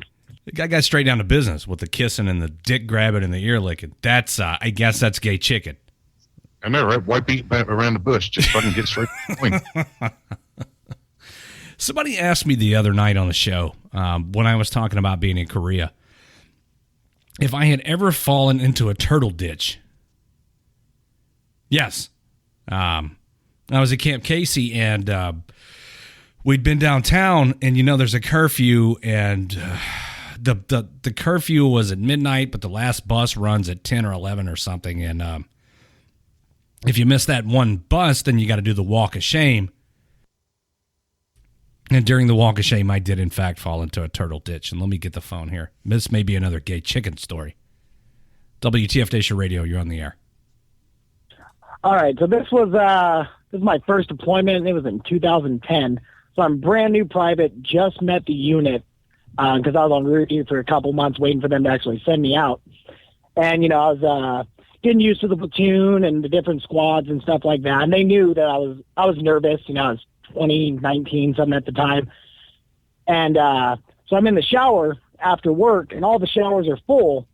And one of the airframe, he was a specialist at the time, one of the airframe guys who got told by my squad leader to, get me into the group, get me to loosen up, comes into the shower, butt-ass naked, and just says, they're all full, and just starts taking his shower. So I don't know what the fuck to do. I'm confused. So I try to get out of the shower, and he's not letting me out of the shower. And I don't know why I did it. Probably a little gay bone in my body or something. I look down, and he just has like a half chub going on with a dick ring in, and says it gets bigger. So that was my breaking into the platoon. They didn't think it was going to go that far. My platoon sergeant thought it was the funniest shit ever. A month later, the whole hazing thing came about, and they're like, "Oh, you can't do hazing anymore." I didn't think it was hazing. I thought it was going to be rape. But you thought it was going to be rape? Yeah. Well, I'm fucking 19, 20 years old, still nervous and stuff like that. Just got into country, and still don't know anybody. Only know a couple people that I was an AIT with that I ended up meeting up with. And this guy just gets in the shower butt ass naked next to me. So I don't know how to process that. You know, I still hadn't even, you know, gotten over the jet lag, and all of a sudden I have a half chub in this little. I mean, you guys know how big the showers are there. You know, a guy with a half chub cornering me in the shower. So that is, it wasn't really gay chicken, but that's when I. Well, no, I mean that sounds like gay chicken to me. I became a man. I'd like to say that's when you became a man. Now, according to I think Pi, that's when I became a man. According to Pi, it's only gay. It's only gay if you look each other in the eyes or if your belly buttons touch. Did either of those things happen while you were in the shower? Well, with each I think there was like me staring in his eye out of fear. Oh no, it was I guess it was. Well, Pi, is that gay if he stares in his eyes out of fear or? Yeah, that's gay, man. Okay, Like, that was gay. I did it. I mean, it is what it is. I mean, I knew dick wasn't for me when it hit back my throat. It's only gay if you make eye contact. Okay. All right, so hey, I guess I'm gay now.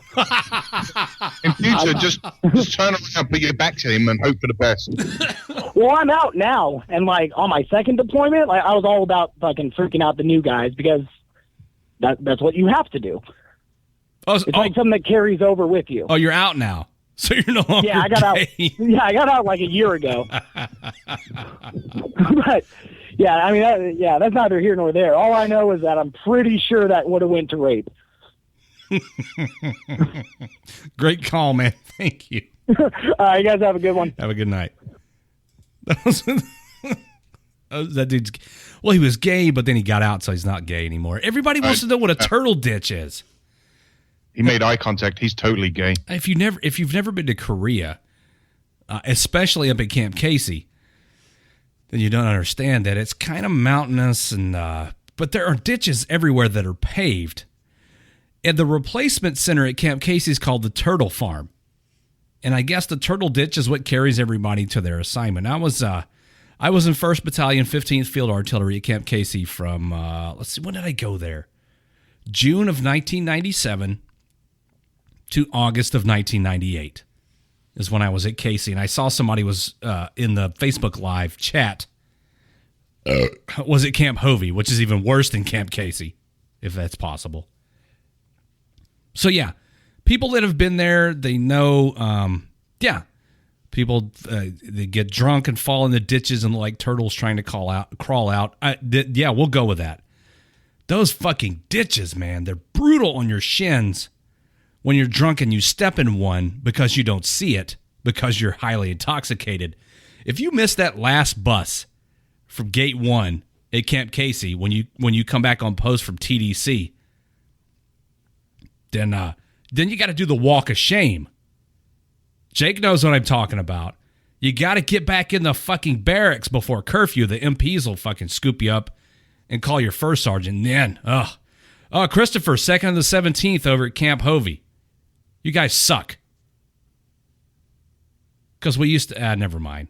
I'm not gonna relive the good old days at Camp Casey. Jillian was born in 97. Oh my God. Every time someone stutters, we need to take a drink. Get used to it.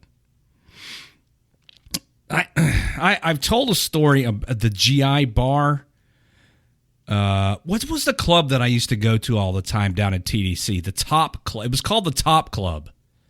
It was just one of those little Korean dives where they sold beer and played music and you sat at a table. That's it.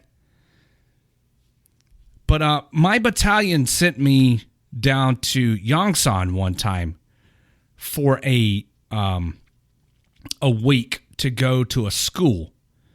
And on Thursday night, we went to Itaewon. And we went to Hooker Hill. And at the top of Hooker Hill is Polly's Kettle House. So we went to Polly's Kettle House and had some soju slushies. And there was 5 of us, one from each battery in the battalion. And we walked to Itaewon from Yongsan. And anyway, we went up there to Polly's Kettle House, had a couple of soju slushies, and then went across the street to a little dance club. And I went and just drank beer after beer after beer and got shit-faced. And there was like 7 people in there, the 5 of us and the 2 people that worked there. And at one point, I went into the bathroom because I was drunk, and I just went and sat down on the toilet and passed out. And one of the guys from my battalion came in and asked me if I needed toilet paper, and I said yes, even though I was just sitting on the toilet, like with my pants up. What? It's not. Anyway, yeah, the beer. There's OB beer, Yolanda. That beer's terrible. And so I said yes, I need toilet paper, and they threw it over the top of the stall and hit me in the. Anyways, I'm trying to make a long story short here. I finally regain consciousness and come out of the bathroom, and the place is empty. These motherfuckers left me. I've only been to Yongsan once before this, and that was to go, like, process through and then go to Camp Casey. Yeah, there was a toilet, Tammy, believe it or not, in this club. There wasn't just a hole in the floor. Anyhow, so I make my way out of this club, down Hooker Hill, and at the bottom of Hooker Hill, as I'm going down the hill on my left, there's this discotheque. And I go inside. This place is full of like Russian chicks dancing. And I said to myself, "Self, you've hit the jackpot." But I was too drunk to do anything other than sit down and watch all these chicks dance. So after a while, I said to myself again, "Hey, Self, you've got to take a fucking test tomorrow morning. So you should probably get back to the Warrior Center." If anybody's ever been to Yongsan on like TDY or anything, the Warrior Center is where you stay. It's this big, huge, open bay building with row after row after row of bunks. So I start walking because that's the only thing I know to do. And I walk for a while, and at some point, Adashi pulls over in a taxi cab and picks me up. And I don't speak Korean. He doesn't speak English. All I could say is Yongsan. So he starts driving in the direction of Yongsan. And I'm drifting in and out of consciousness because I'm drunk. And I see the gate that I need to go by, and I tell him to stop. And he does. And I look at the meter. I have no idea what it says. So I just pull a wad of Korean won out of my pocket and hold it out. He takes what he wants. I don't know how much he took. I don't know how much the fucking the cab fare was. I just hold out some money and he takes it. And I get out of the cab and I walk to the gate, and the MP just kind of shakes his head as if to say, "You stupid son of a bitch." So I get up there and he goes, "2nd Infantry Division, right?" And I said, "Yeah, how'd you guess?" He's like, 2 IDs the only people that come here and get shit-faced on a Thursday night. He said, "You know, the curfew still applies to you even though you're not at Camp Casey." And I said, no, I didn't know that. And he says, "Well, just go back to the Warrior Center, stay out of the road, don't get run over." And so I went back to the Warrior Center and finally find my bunk, which is surrounded by my, quote, battle buddies who are already in the bed asleep. And the instant that I lay down, I get the spin, so I have to get up and go to the latrine and puke for a while. And then finally find my bunk again. And then go back to the class the next morning and take the test, which I passed, and immediately got on a bus for Camp Casey. So that's my story about the one time I went to Yongsan in Itaewon, and I never did it again. Yeah, my buddies, Blue Falcons, right, Steven? For fucking leaving me in the goddamn club, and I didn't know how to get back. It's happened to some people before, I'm sure. Yeah, the spins are a motherfucker, Kaylin. That's one of the... I got so drunk that night. I mean, I've gotten drunk before. Tammy, that was in 1997 when that happened. I got a fix for the spins. Put one foot on the floor, it doesn't work. Then you put 2 feet on the floor. Well, then that's standing up. That sucks. No, you're still laying down, but your feet are on the floor, and then you end up, the spins go away and you pass the fuck out. And then you wake up in the morning on the floor, but, I mean, it stops the spins, so whatever. Franklin says I shouldn't have gotten shit-faced. Franklin, I was 21 years old. No, I was 20 years old. Like, I shouldn't have gotten shit-faced. There's a lot of shit I shouldn't have done at age 20.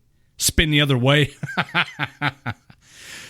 Judy wants to know, Polly's has been there since 97. Well, it was there when I went in 97. Polly's Kettle House. They had soju slushies. It was fun, from what I remember. They told me I was dancing with the Juicy Girl. The guys that were my, quote, buddies. They said I was dancing with the Juicy Girl. I don't dance. So, if I was dancing, then I was really fucking drunk. As a side note, there was 2 guys at Polly's who were from either Camp Essayons or Camp Liberty Bell. I think they were from Camp Liberty Bell, up on the DMZ. And when we found out, they get like 1 weekend a month off. When we found out that they were from Camp Liberty Bell, they didn't buy another drink the rest of the night. So take care of those guys. They get 1 weekend a month off. That sucks. Up at the JSA. Hey, Redleg. Yes. What's the quickest way to make E4? Go to Korea as an E5. Boom. Everybody knows that. Mike, she may have been a tranny. I don't know. I was drunk. I don't remember any of it. Call us with your stories, guys. Tonight, the Saturday free-for-all is called the free-for-all because there's really no format. It's one giant bullshit session. So you can give us a call, 415-889-8367. 415-88-WTFNR. The more you talk, the less we have to. Hey, we're going to give away a sticker tonight? Oh, I can't stop burping. Yeah, if we get a really, really good story of some sort, the topic that Pi and myself discussed earlier before the show started was like the fucking most low-down, shitty, shady, probably criminal thing you have done since you've been in the Army and gotten away with. Let me answer the phone. Somebody may have a Korea story. WTF Nation Radio, you're on the air. Hey, what's going on, man? What's up? Hey, man, I've just been watching your live stream. You talked about sharing stories. I got one for you. I'm fucking drunk. Let's go ahead and do that. Drunk stories are the best. Yeah, I know, right? So I'll take that Fort Louisiana. I hate to hear that. Yeah, you know that shithole, right? Yeah, they fucking send me that shit. But anyways, first time I get there, fucking turn 21. I'm like, all right, I'm gonna go to the fucking bar on Fort Polk. So I go there, and there's this real nice bartender there. I'm like, all right, cool. And she started telling me about this drink that she usually makes for people when they get there. And I was like, all right, cool. And she says it's called an Irish trash can. I'm like, awesome. So I tried it, man. I fell in love. Fucking always drink Irish trash cans. No matter what bar I go to, I always drink that shit, you know. And fucking my boy, one of my roommates had turned 21 after I did. I was like, all right, dude, let me take you to the bar. I want to show you what the Irish trash can is. So we end up going to the bar. I go back in there. It's a different fucking bartender. And I said, hey, let me get an Irish trash can. She's like, oh, I don't know how to fucking make that. So I give her the instructions and everything, how to make it, right? And she says, oh, I'm sorry, we don't have the shit to make that. I'm like, what the fuck? I was like, you guys just made that for me, like, not fucking 6 months ago. Well, what's in it?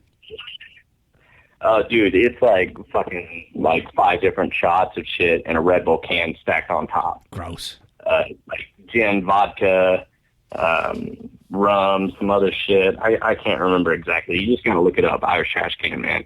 It's fucking amazing. They just take the Red Bull can and crush it on top of the fucking drink. It was amazing when I was first there.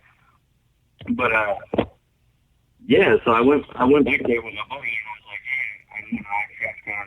She said, oh, we don't have the stuff to make it. So there's this new girl there, and I started like making eye contact with her and shit. I was like, you know, I kind of waved her over and she came over and I was like, hey, can you make this for me?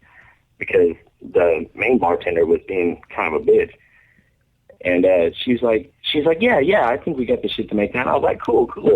So she goes up to the other bartender to ask if she's allowed to make it. Dude, that main bartender comes up to me and says, "Hey, I'm not allowed to make this. It's got too much alcohol in it." It's got too much alcohol in it. Dude, I'm not allowed to make that. It's got too much alcohol in it. And at the bar, we're not allowed to promote alcohol. Oh, Sean just says 3 wise men. I was going to, as you were telling your story about the Irish trash can, which I've never heard of before, I thought about the 3 wise men that I was introduced to at the, what was the name of that place in Temple? You know where Temple, Texas is? I don't know if you've been to Fort Hood, you've been to Temple, and you've been to something about the. Yeah, my buddy's in Kennel right now. It's something about the electric cowboy or some dumb shit, and they had the 3 wise men. And dude, I'll tell you right now. I'm looking up the Irish trash can recipe right now on my phone. Okay, what's in it? Oh, your connection's all shitty, dude. I can't hear you. Start over. Half ounce gin, half ounce light rum, 1/2 ounce of vodka, 1/2 ounce of peach schnapps, 1/2 ounce of the blue Croco liqueur or whatever, gross, a 1/2 ounce of triple sec, and then 1 can of energy drink, which is the Red Bull. They just crush that shit up and throw it on top, man. Oh, Joe Crab says Denim and Diamonds. Yeah, that was the name of it. Flamin' Dr. Pepper. Yeah, we had those too. That thing that you said, gross. Blue Caraco, gin, dude, rum. That's a bunch of shit that doesn't go together. Amazing. Let me tell you something. You're not a real fucking alcoholic until you handle 3 of those. I tell you what. That's disgusting. Because I took my buddy to the bar when he turned 21, dude. I took him, after we went to that bar and they said they couldn't serve it, I took him to another bar and I fucking requested the fucking, Irish trash cans. They made it fucking perfect, dude. He got fucked up after 3. He was gone, dude. He was saying all sorts of shit. Well, listen, I can tell you that gin and rum and fucking Blue Caraco don't go together. Oh, dude, it is a suicide drink. I tell you what, disgusting. It is. But it tastes pretty good. It does. It really does. Well, okay. I'll try it one night when I have no judgment whatsoever. Fucking, they didn't need to promote alcoholic drinks, and so they couldn't make me that because it was too much alcohol in one drink. And too much alcohol. I drink like 5 beers and get just as drunk. So. Well, they'd have no, whatever. Your bartender was a dick or bitch or whatever. Yeah, well, one of the two. I prefer both, but yeah, you're right. All right, man. Thank you for the call. Irish trash can. Never heard of it. Appreciate answering, man. Check it out. All right, man. All right, I got to take a regularly. You know what? I always have trouble during this break saying regularly scheduled break because I'm a few beers in. I'm going to take a break. Take a break at the normal time. I'm going to take a break at the normal time, and during this break, what I'm going to play for you, music-wise, is without getting too boring. I'm a musician and played in 2 working bands here in my area, which is the greater Memphis, Tennessee metropolitan area. So what I'm going to do is I'm going to play a couple of Memphis bands. The first one's a band called Rail. Is a band that we've shared several bills with, and the second band is a band called Roses Unread, and we had them on the show here a while back. They recently released an album, so here's a couple of Memphis bands for you guys to listen to while I go get another beer, like I need another one, and stand up and stretch my legs so I don't get embolisms in my lungs and die from blood clots. And then we'll be back to do the last hour of the Saturday Night Free-For-All here on WTF Nation Radio. Come on! Shots! You guys are the worst co-hosts ever.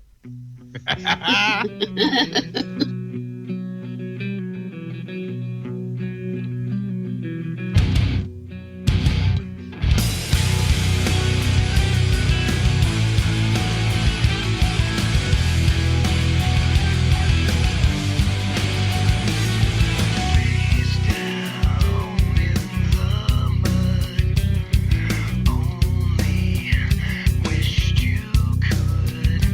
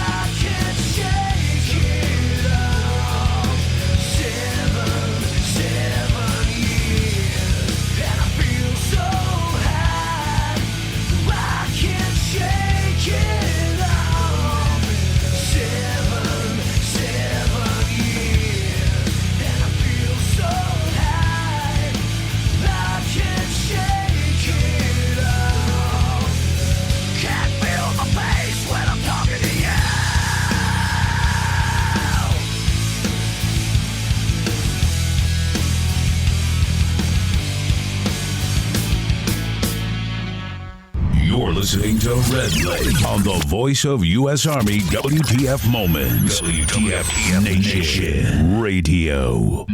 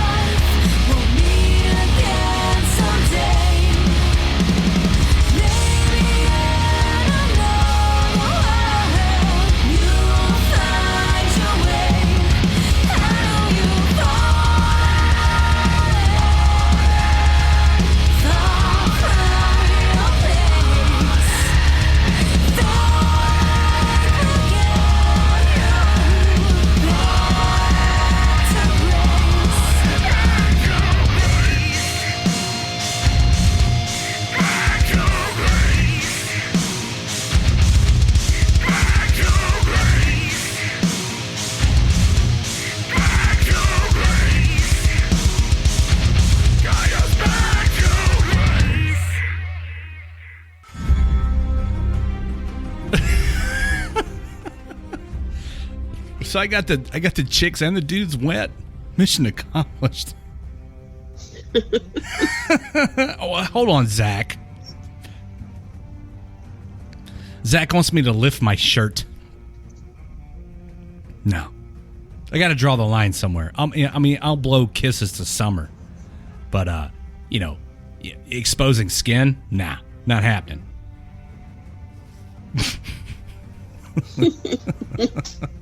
Miranda says I'm red. Yeah, I'm laughing at the comments on the Facebook chat are cracking me up. You guys are something else. Listen, let me go ahead and do this real quick before I get back to the phone calls. If you're trying to call in, just hold on a second. WTF Nation Radio has a live show every night. Well, except for Sundays. We haven't got anything on Sundays right now. It's not to say we won't. But 6 nights a week, 8 o'clock p.m. Eastern. All the shows start at 8 o'clock p.m. Eastern. If we're not on this Facebook Live thing, we're on WTFNationRadio.com. Which currently, if you want to go to WTFNationRadio.com and join the live chat there, that'd be cool because there's lots of cameras. Also on YouTube, I'm live streaming on YouTube. There's a couple of different camera angles. So you can see my ugly face from this side and from this side. You can catch the past shows in podcast format on, let's see, Stitcher, iTunes, TuneIn Radio, Google Play Music, and on YouTube. You can go to YouTube. I think I covered all of that. Let's see. WTFNationRadio.com is your place to go to learn about the staff. There's a bio there for everybody, what we do on the station. There's the shop where you can buy shirts, stickers. If you can't win a sticker, you can buy one. They're not really that expensive. What else? What am I missing here, Pi? Oh, the app, the mobile app for your phone. Somebody tell me about that, because I don't know much about apps. I think Rap 6 designed that thing, as well as the website and Facebook and everything else tech in the world. But you can download the WTF Nation Radio app by going to Google Play, where it's readily available, and you'll be able to kind of listen to the live stream. It's got links to the podcasts and store and all that other kind of good jazz. Yeah, there's a lot of crap going on over there at WTFNationRadio.com or WTFNR.com if you're lazy. Somebody's been trying to call in. Let me answer this call so I can get them on. WTF Nation Radio, you're on the air. Hey, how you doing? So earlier you were talking about gay chicken, right? Yeah. And I was wondering if anyone else out there plays the Manchester game, or if that's something that's just in my unit. Not sure what that is. Okay. Manchester's Right, so universal. Manchester game. Go ahead. Sorry. Manchester's universal. Okay, so it's a game that basically prevents people from talking shit. So if they say they're going to do something, you say Manchester. And either they do it or they don't. If they don't do it, they get slapped. And if they do it, they get to slap you for saying Manchester. They get slapped? I was just wondering if that's like an army-wide thing. I or like if that's that. something we do. I know it was floating around at Bragg. I don't think it's widely disseminated, but I know it's out there. I know a dude that got completely fucked up. We all got shit-faced one night, and he passed out. Someone fucking stuck their ass in his face, which woke him up. And as soon as he moved forward, he got shit slapped out of him. Needless to say, he wasn't happy, but that was his downfall of having Manchester called on him. Yeah. I mean, I'm at Bragg, too, so I mean, I was wondering if it was just here or if it's like gay chicken, something that's happening everywhere. Why Manchester? What's the I don't get it. What's Manchester? I don't know. I mean, there's Manchester Road here, so maybe it has something to do with that. Okay. I don't know. Cody, I'm familiar with the atomic sit-up. I don't even know what that is. I do. Yeah. You know what the atomic sit-up is, right? Oh, right. Yeah. Okay. Manchester. Haven't heard of it. Okay. Yeah, I was just wondering. Well, I mean, I don't know. Maybe on this show we can help spread Manchester. Yeah, I mean, it's a game. I guess it's localized around here. And, if it could get all around the world, that'd be awesome. Okay, so one more time for the listening audience. Explain how Manchester so works. it's a game that prevents people from talking shit. So if someone says they're going to do something, either you do it and you get to slap that person that says Manchester, or you don't do it and that person gets to slap you. You have 24 hours to complete it, too. So it's kind of like no balls, but with higher it's stakes. like no balls, except it's. There's like risk and reward. Well, Ashley says she's in Korea and they have Manchester going strong around the motor pool. So it's international, I suppose. Oh, okay. Well, I was just wondering. We got to get Manchester trending. Hashtag Manchester. Yep. So you can't just talk shit. I did a dude's ward off. Anyone that's listening that probably knows exactly who I am right now. You did what? Yeah, I was in Iraq, and dude was like, "Yeah, I've had this wart on my knee for a long time."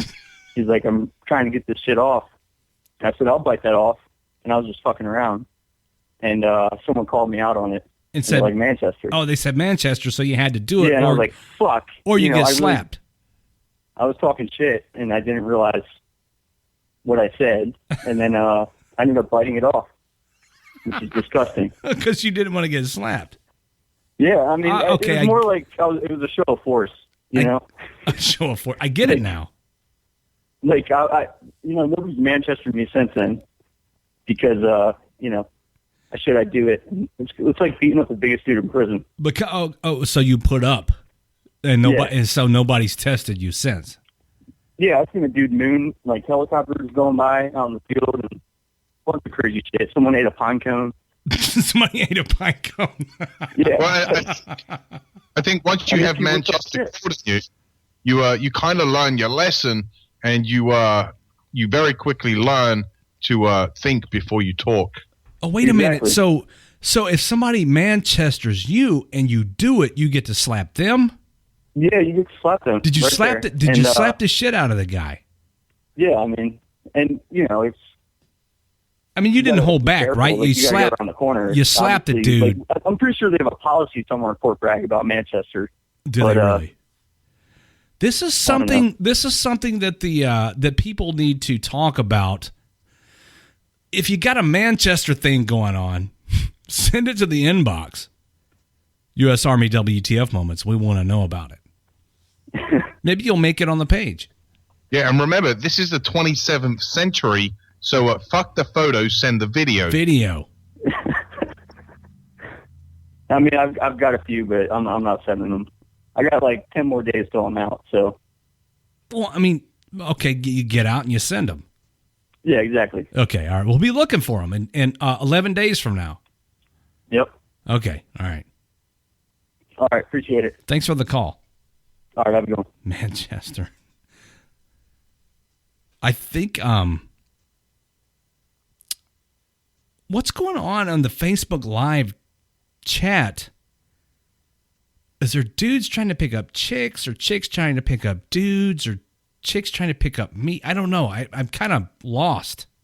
Yeah, I don't know, but I think WTF Nation Radio, in conjunction with U.S. Army WTF Moments, has just become a dating site. I don't have a problem with that. Mona, I'm not going to play Guar. It's not on my playlist. Maybe on my next show, which is Monday night, the Monday edition with me, Redleg, at 8 o'clock p.m. Eastern on WTF Nation Radio. Maybe I'll play some Guar. Don't let me forget. I'll put it in there. Zach is CID. Dude's trying to pick up chicks. Colton says it's lame trying to pick up chicks on here. Daniel wants Ashley. David wants to hear Lamb of God. David, I don't know. Should I play the intro to my show for David so he can hear? I'm going to do it. Just listen. Here's the intro for my show for everybody who tunes in late. You unlock this door with the I'm just going to do it. I'm just going to play the damn thing. Beyond it is another dimension. A dimension of music. A dimension of comedy. A dimension of brotherhood. You've just crossed over into WTF Nation Radio.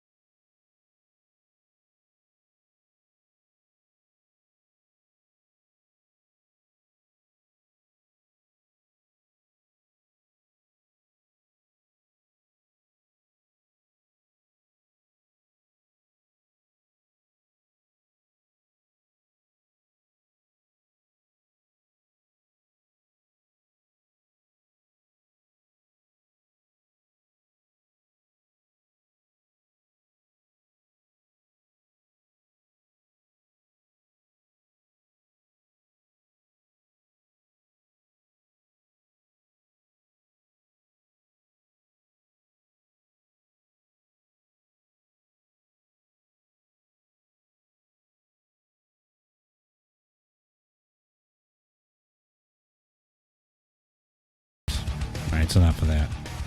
Everybody wants to hear that, right? So what? We got about half an hour left. Give us a call here at WTFNationRadio.com. We would love to see you in our live chat. And we'd love to hear from you on the phone, 415-889-8367, 415-88-WTFNR. I don't even have my camera on in the live chat. Now I do, just in case. Freeman's got a party going on in his Freeman's house. always got a party going on in his house. And he's eating the cam. I wonder if Raptor Goat is partying with Freeman tonight. Richard wants to know if I can play some Garth Brooks. No, I cannot. Absolutely not. I'm going to answer the phone, though. WTF Nation Radio, you're on the air. Hey, guys. How you doing tonight? Okay. Back on the Manchester subject. Yeah, let's hear about that. That's just no joke. My last appointment, there was a guy who, in a guard tower for private, was Manchestered into pointing his rifle at his NCO and charged his rifle. And needless to say, that private got kicked out of the Army for doing a no-balls Manchester. Yeah, that's a little extreme. I think I'd take the slap. Yeah. Well, you gotta be a fucking dumbass to even fucking, hey, guess what, guys? I bet I could aim my weapon at my NCO and fucking rack around. That's gonna work out well. What's this? So, needless to say, there is no more Manchestering on that deployment. I mean, use your fucking brain. What the fuck? Yep, that's why they kicked him out. Some of these fucking jokers that join nowadays. Manchester. Okay, I mean, there's Manchester, and then there's point your rifle at your NCO and pull the charging handle. Not a good idea. Hey, well, then again, but if you think of the other side of the story, why would the NCO Manchester him to do that? Also, the NCO dared the guy to point his rifle at him, and then the dude did. Yeah. And then he got fucking kicked out? Yeah, they got chaptered out. They sent him back early, and he was done. That's kind of fucking stupid. Well, I mean, but he got what he deserved. Yeah. All right. Well, I just thought I'd comment on that topic. Y'all have a good night. Thanks for the call. No, I mean, there's some, you got to draw the line somewhere. Idiot. Oof. You think I can get away with taking one more break before I end the show? I got to take a piss. Is anybody going to do an after show? Is there anybody here who can do an after show? I can do an after show. Are you willing to do an after show? That's the $1 billion question. I don't know. Maybe if you can have some people call in and throw out some actual good fucking stories, maybe. Well, okay. I nominate Ice and Nene and Raptor Mom to call into your after show to help you host it, and then maybe we can get the WTF Nation involved to call you. That sounds like a plan. That sounds like a plan. Hey, if I was to do an after show, how could people listen or take part in this after show? Well, I mean, since it's not going to be on the Facebook thing here, they would have to go to WTFNationRadio.com in order to listen to your after show. Did I say that right? Yeah, not too bad. After show. After you know that's the problem when people try and fake the accent. It comes out posh. After. No, it's after. After show. After show. There you go. All right, thanks. You're welcome. I'm here for you. I appreciate the English lesson. Lesson? Yeah. Well, I've been drinking. We're having a Scottish lesson here with fucking what's his name? old James Bond, Sean Connery. Sean Connery. Listen. Yes, Miss Moneypenny. Yes. One ping only, please. Right. All right, let me get one last break in. If everybody will just hang in there, one last break, and then I'll come back and wrap this shit up, and then Pie's going to start his after show. After show. Yes, with Sean Connery. Yes, Miss Moneypenny. Yes, Miss Moneypenny. Okay, I'm going to do it. The Pie. That really hot old guy on? The really What's his hot. name? Sean Connery? Yeah, Sean Connery. Oh, That's I what thought he you sounds was like. at me. All right. Yes, Miss Moneypenny. Yes. One ping only, please. The name's Bond. James Bond. James Bond. I mean, because it's Saturday, and it wouldn't be Saturday if I didn't have to get up and piss right in the middle of the last hour of the show. Yeah, right? Yes, you can join live chat on your iPhone by going to WTFNationRadio.com and going to the live chat. It's a pickup site. So, get yourself a date. Or something, I guess. I don't know. I'll be right. What? I was going to say if they use the iPhone, they go to Safari, and open up like the chat because there's no music with the chat. But if you open another window and just have the main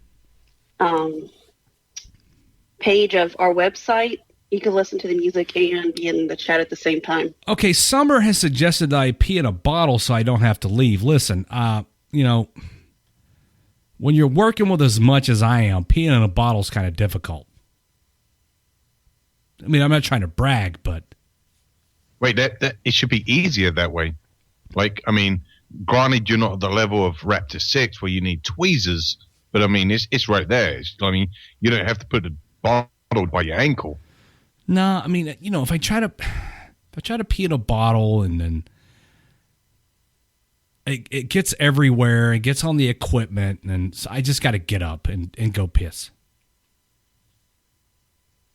So, I mean, everybody's just got to listen to music and deal with it. Okay?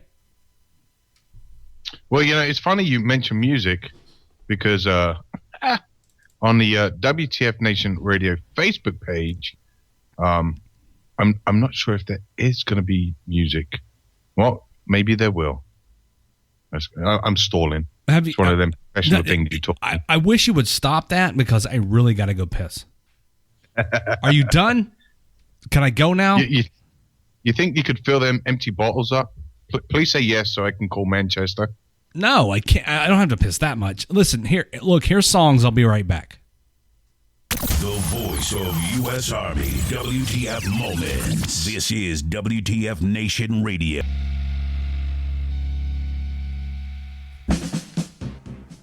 Well, somebody appreciates the music. I mean, I get. Listen, I get it. It's boring to come on Facebook and listen to music. Sometimes I gotta piss, especially when I've been drinking, like I have tonight. Rumor has it that Pie is going to do an after show. I think that rumor's correct. So after dark with Pie. After dark with Pie. But the only way to listen to it is to go to WTFNationRadio.com. And while you're there, if you want to chat with the rest of the WTF Nation Radio, you could do that by going to the live chat. And there are cameras. If you're on a computer, it's even better because you can view the cameras of all the other people who are in the live chat at WTFNationRadio.com. If you want to learn more about the WTF Nation Radio staff, you could do that. If you want to buy an official WTF Nation Radio listener t-shirt, which Raptor Mom says there's only 9 or fewer of each size remaining, you could do that. If you want to buy a sticker, you could do that. If you just want to hang out, you can do that. Let me grab a phone call here. Yeah. WTF Nation Radio, you're on the air. Hey, how's it going, man? I just want to make sure that y'all aren't getting any grief of the shower of Humvees that happened in Germany. Oh, the shower of Humvees. It's been a pretty hectic week for the airborne community. I mean, you got 3 Humvees burning in, then you got the dude getting dragged across Sicily, DZ, and then there's another one somewhere going around. Yeah. Oh, it's the guys that got blown into the trees on a jump at Bragg. Oh, yeah, that was 95th Civil Affairs Brigade. That's like everyday fucking jump at Bragg, though. If you don't get into the trees, it's fucking Christmas. Well, yeah. So Hohenfeld's, by all accounts, those were the 3 fastest Humvees in the Army's inventory. For a few seconds. Yeah, and now they're dead and gone. And then the poor bastard that got dragged across the DZ. If you listen to the show on Thursday night, Ice, who is a U.S. Army WTF Moments admin and also a jump master, had some things to say about that, and actually had one of the soldiers involved in that incident on his show to talk about it. He had some things to say. And then I don't know about the guys getting blown into the trees. I just saw the video. Oh, I saw the video and I know the unit. I'm not surprised. You're not surprised? Well, I mean, it's, the wind. It's not their fault they got blown into the trees.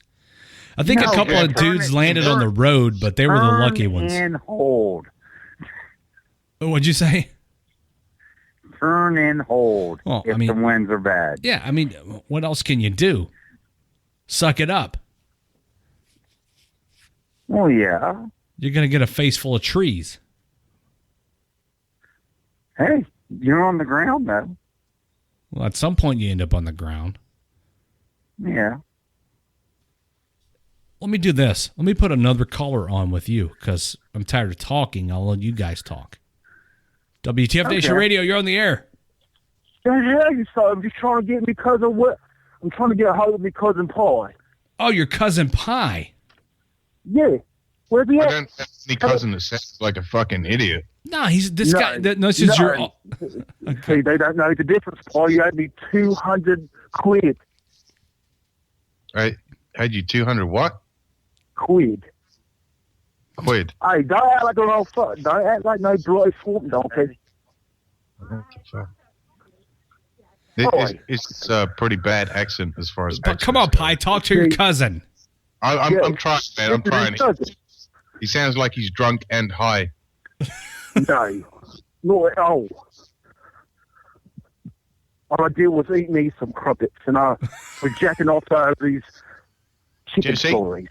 The Brits don't say jacking off. I was wanking. It's tossing off. You're tossing or you're wanking? You're pulling a pud? Not in Liverpool. No, yeah, even Liverpool. Even that fucking shitty-ass fucking city. What's up, guys? So we went from an English accent to a Mississippi accent all on one phone call. Yeah, you can talk like that too. What up, boys? What up, motherfuckers? I can do that one better. Yeah, I can too. So, goddamn! If you're gonna do Southern accents, I got one right here for you. Oh, Pie! Well, hey y'all, how are y'all doing? Pie, your Southern accent sounds like this dude's British accent. It's terrible. It does. Oh shit! Hey, I got a Korea story, and it's really short. All right, go ahead. Okay, so 138 FA, they were advoning from Humphreys, I think. They're going to Casey, and I just so happened to get there right when they're moving, so they let me be advance party, and I was there with like 6 guys, and a specialist. No, I'm sorry, E5 was ahead of us, so E5 was letting you get away with everything, especially Adlon. So we had to go running one day. And when you get to pre-eat all that fucked up food, your guts just, well, we go running. And I got to apologize. This was in 06. I got to apologize if you're listening and you were in this barracks and you had to clean this up. I'm real sorry. It was right in front of the old tennis court. Who was that? First Tanks Barracks? Do you remember? Okay, I don't know. Tennis courts? I have no idea. The tennis court's like that old field where they built the skate park now. In that area, by the store, that little shop at. No clue.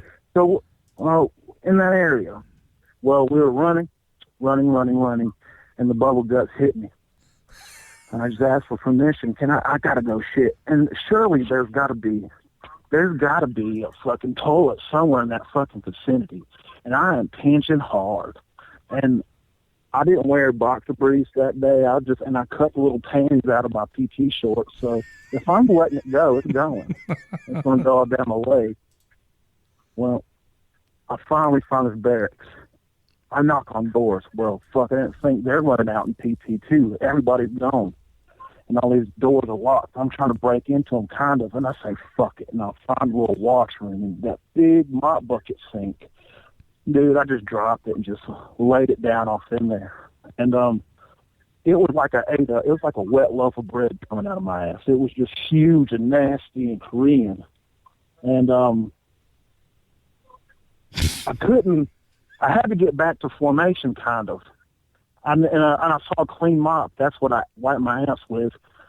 And I couldn't get the poo down the drain. And there was all kind of fucking vegetables in it, and I just couldn't get it down, and it wouldn't go, and it wouldn't go, and it wouldn't go, and I had to get back to formation, so I just said fuck it and left it. But there was hot water, so I had poo-poo stinging everywhere in that whole room, and they came back, and I know they smelled that shit everywhere, and somebody had to clean it up. So if y'all play my poop, I'm sorry, guys.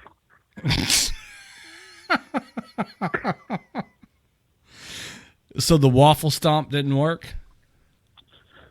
No. I tried to punch it and everything. I tried to grind it with my fist and everything. It wouldn't do. That's kind of gross. I know, that's specific. It was a hell of a day. Well, okay. But my ass was clean. So, all right. Thanks for the shit story. You're welcome. Have a good all right, night. y'all, huh? Shit being the operative word. Well, I mean, technically it was a shit story and a shit story. It's a poo-poo. Well, according to the Facebook Live comments, I think they tend to agree with you. I think the consensus is that it's a shit story. Good. I do that to everybody too. So I'll come up with a better one. Okay, thanks for the call. I mean, I got the midget one, but that's for a later date, and y'all probably already heard it. So y'all have fun. Okay, thank you. Action as well, Jesus motherfucker. Fucking Christ. Oh man, I don't know if I could have time we stop paying people to call in. I don't know if I can do another 10 minutes of this. Oh, the phone again. WTF Nation Radio, you're on the air. Hi, apparently I've been watching the feed, and there seems to be a issue with somebody complaining about Daniel and Ashley. Wait.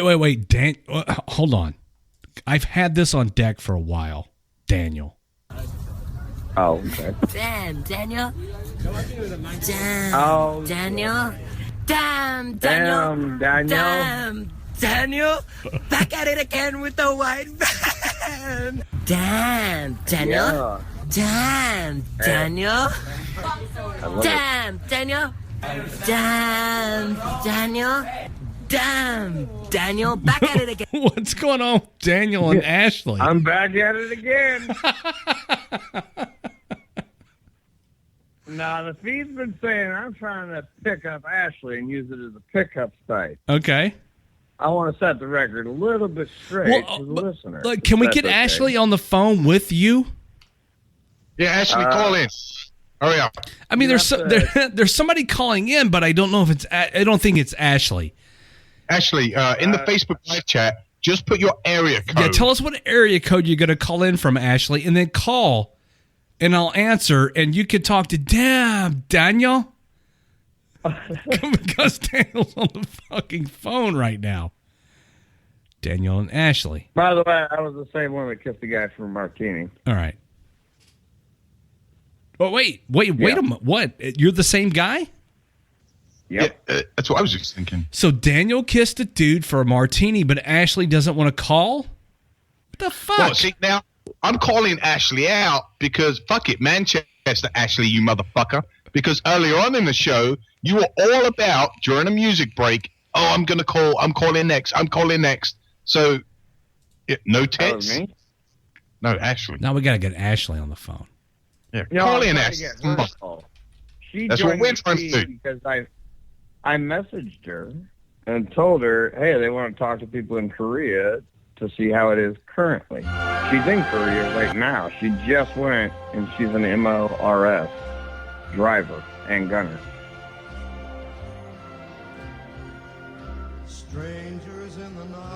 You know, that's a tradition we have at WTFNationRadio.com live chat. Whenever we want something done, we fill the chat room with number ones. So Facebook Live people, let's fill the Facebook Live chat with nothing but number ones. And maybe we can convince Ashley to call us and speak to her. Damn, Daniel.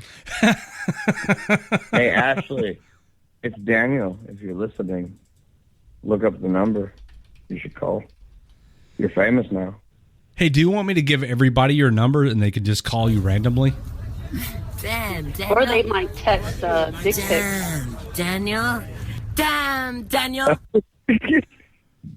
Damn it. The ones starting to stack up. Daniel saying damn it. I don't think this is Ashley. Maybe it is. Is this Ashley? Yeah. Is it? This isn't the Ashley from Korea, but this is the one that was saying that she was going to call and call and call. Damn, Oh. Daniel. What's your last name? Oh, come on, man. Huh? Daling. It's an Ashley. Back at it again with the It's not the right one. Damn, Daniel. The Ashley you're looking for is Eakin. Is her last name? Yeah, I think Ashley, the Ashley, just asked for the phone number, so I gave it to her, 415-889-8367. So, damn, Daniel, I think you're going to have two Ashleys on the line with you. Daniel? Oh, shit. It's gonna be two chips Oh, I and hope my girlfriend doesn't get jealous. What the fuck? Damn, Daniel. Exactly, right? Hey, Jim Beam, welcome to the show. Damn, Daniel. No liquor. I don't drink liquor. These are votes for hanging up on Daniel? Well, no, I constantly see ones right now. Like, well, the majority of the ones already went by, but there's still the odd ends coming out. Damn, Daniel. Well, since I got everybody on the line, I got to kind of help my buddy out. Anybody going to see Range 15? No. No. Now, fuck Matt Best. These guys Not are. Matt Best. We're actually My going to have friend is Best back on the show. Yeah, we'll He's have- been on the show about twice already. Yeah, we'll have him back on the show. Fuck. Yeah, we're going to have him back once the movie goes live and in the theaters and stuff. So he'll be here to entertain the troops. Daniel, why you got to call in with that shit? Damn, Daniel. Oh. I'm waiting for Ashley to call. I was just trying to set the record straight. Look, She's like a Ashley's little on the sister. phone. No, this is a different Ashley. Ashley. Yeah, but it's an Ashley. I mean, fuck, you can't be picky right now. Ashley, do things with Daniel. Okay. Oh, we're going to go this route? Oh, you're going to bring out the fun in me then, man. Come on. Damn, Daniel. Oh, you can have that damn Danielle you want. I'll come up with original shit. All right, do it. So come up with something original. Yeah, come on, man. There's the 3 minutes left in the show. You got to help me out here. He said do it. That's like the Green Light Go version. I'm saying, Oh, yeah. give me hell. I just wanted to say hi to Ben and that I love your show. You wanted to say hi to Ben. Yes. And you love the show. Yes. Wait, Ben has a show? Well, no, wait a minute. I'll take the Ben second has half a of that. girlfriend that he doesn't know about. I'll take the second half of that, but I don't know who Ben is. He's in the chat. Damn, Ashley. Fuck. It's nice hearing that in that retrospect rather than damn Daniel. Damn, Daniel. This is how we end the show, with total fuckery. Total chaos. It's all random, right? Yeah, it is. Fun. I mean, it's Saturday. First of all, it's Saturday. Secondly, I'm filling in for Raptor 7, who's supposed to be hosting tonight. And finally, the after party going to be broadcast? Well, yeah, the after party is going to be broadcast at WTFNationRadio.com because the Facebook thing, Mark Zuckerberg hates us. And so after 90 minutes on Facebook, we get cut off. And then we have to restart it. And then, there's only so much restarting you can do on Facebook before you just get sick of it. So Pies... Exactly. Well, you could also think about converting to Twitch. Well, no. Why? We have our own live stream at WTFNationRadio.com. Here's the thing about Twitch. Twitch is a gaming live streaming website service. Daniel. So unless you do game-related stuff, they kick you off and ban you and all that kind of shit. I know that because I'm a gamer and a streamer and also involved in StackUp.org, which is Daniel. Stack-org. So something. I'm going to guess based on the fact that you have an Australian or British accent that you're probably... Motherfucker. You're posh? Damn, okay. Daniel. Oh, I said it's from fucking Thailand. When did I say posh? It sounded like you said posh. Sorry. Damn, my fault. Daniel. I think we crested this show a long time ago, and now we're... No, I'm pointing out, I was wondering if you played Eve by chance. Played what? Eve? Eve Online. Damn, Daniel. Yeah, I played that. That shit's gay. I don't know. Yeah. So then you're more of a Call of Duty Black Ops type of guy. No, Call of Duty's man, fucking Call of Duty's changed so much. Yeah, damn, Daniel. Like, what the fuck? You're striking out all night. First Ashley, now with games. Damn, Why don't you just I'm become still gonna get laid. Fight dude or something? Oh, no. Apparently Ashley's trying to call. I don't think Ashley's trying to call. I think everybody's full of shit. Is what I think. But what do I know? Daniel. I'm not trying to be an ass. I was just asking if you played Eve. You called it gay because you're being an ass back to me. So I'm just defending myself. So Daniel. honestly, you're being the asshole. I'm not. Well, no, I tried Eve and the beta. I didn't like it. I'm not that kind of Hey, I like Ashley. first-person shooters and stuff. Ashley. Type stuff. Hey, Ashley. The beta was 15. Hey, how's it going? It's going fine. Good. Where are you from? Yeah. I'm at Fort Leonard Wood right now. Oh. Yeah. Damn it. Hey, Redleg, you want to know general knowledge? I mean, you guys are talking about video games. I want to talk to Ashley. Get this. Me and Ashley are Facebook friends. You and Ashley are Facebook friends? That's cool. But I'm trying to talk to her on the phone while you and damn Daniel are talking about video games. Guys, quit cock blocking Red Leg. Fuckers. Okay, Red Leg cock blocks himself half the time. What the fuck? Yeah, he does. Damn, Daniel. Why you gotta talk to me like that? All right, look, the stupid Let's see Facebook if thing's I can about to get die. Ashley. The Facebook Live thing's about to die again. So I'm going to tell everybody. If you want to continue with the after show, Daniel, God damn it, give me a second here. Go to WTFNationRadio.com, WTFNR.com, whichever one's easiest to type for you. If you want to join in with Pie's after party, because my show's almost over, and then I'll be back on Monday night for the Monday edition. And things and stuff. I'll be here on Facebook and also be on WTF Nation Radio and There goes the Facebook Live. Everybody have a good night over there. And I apologize from Daniel. I'm sorry. Damn, Daniel. I gotta do that to me, man. I'm Oh, trying to God. talk to Ashley and then trying to tell the listeners about the show. Cock blocking from every direction. Oh, God. Damn, That's my Daniel. job. Dick. Fuck out of here, Daniel. I love you. No, you hang up. No, you hang up. All right. I will. Gay chicken. Fucking, I know I hung up. Ashley, thank you for calling in. All right, thanks. Have a good night. I love you. Love you. Good night. Bye. Swing. All right, goodbye. Bye. What the fuck? Okay, so this is how it ends. Y'all stink. So remember, from all of us here at WTF Nation, to all of you out there, wherever you are, the light at the end of the tunnel may be you. Good night.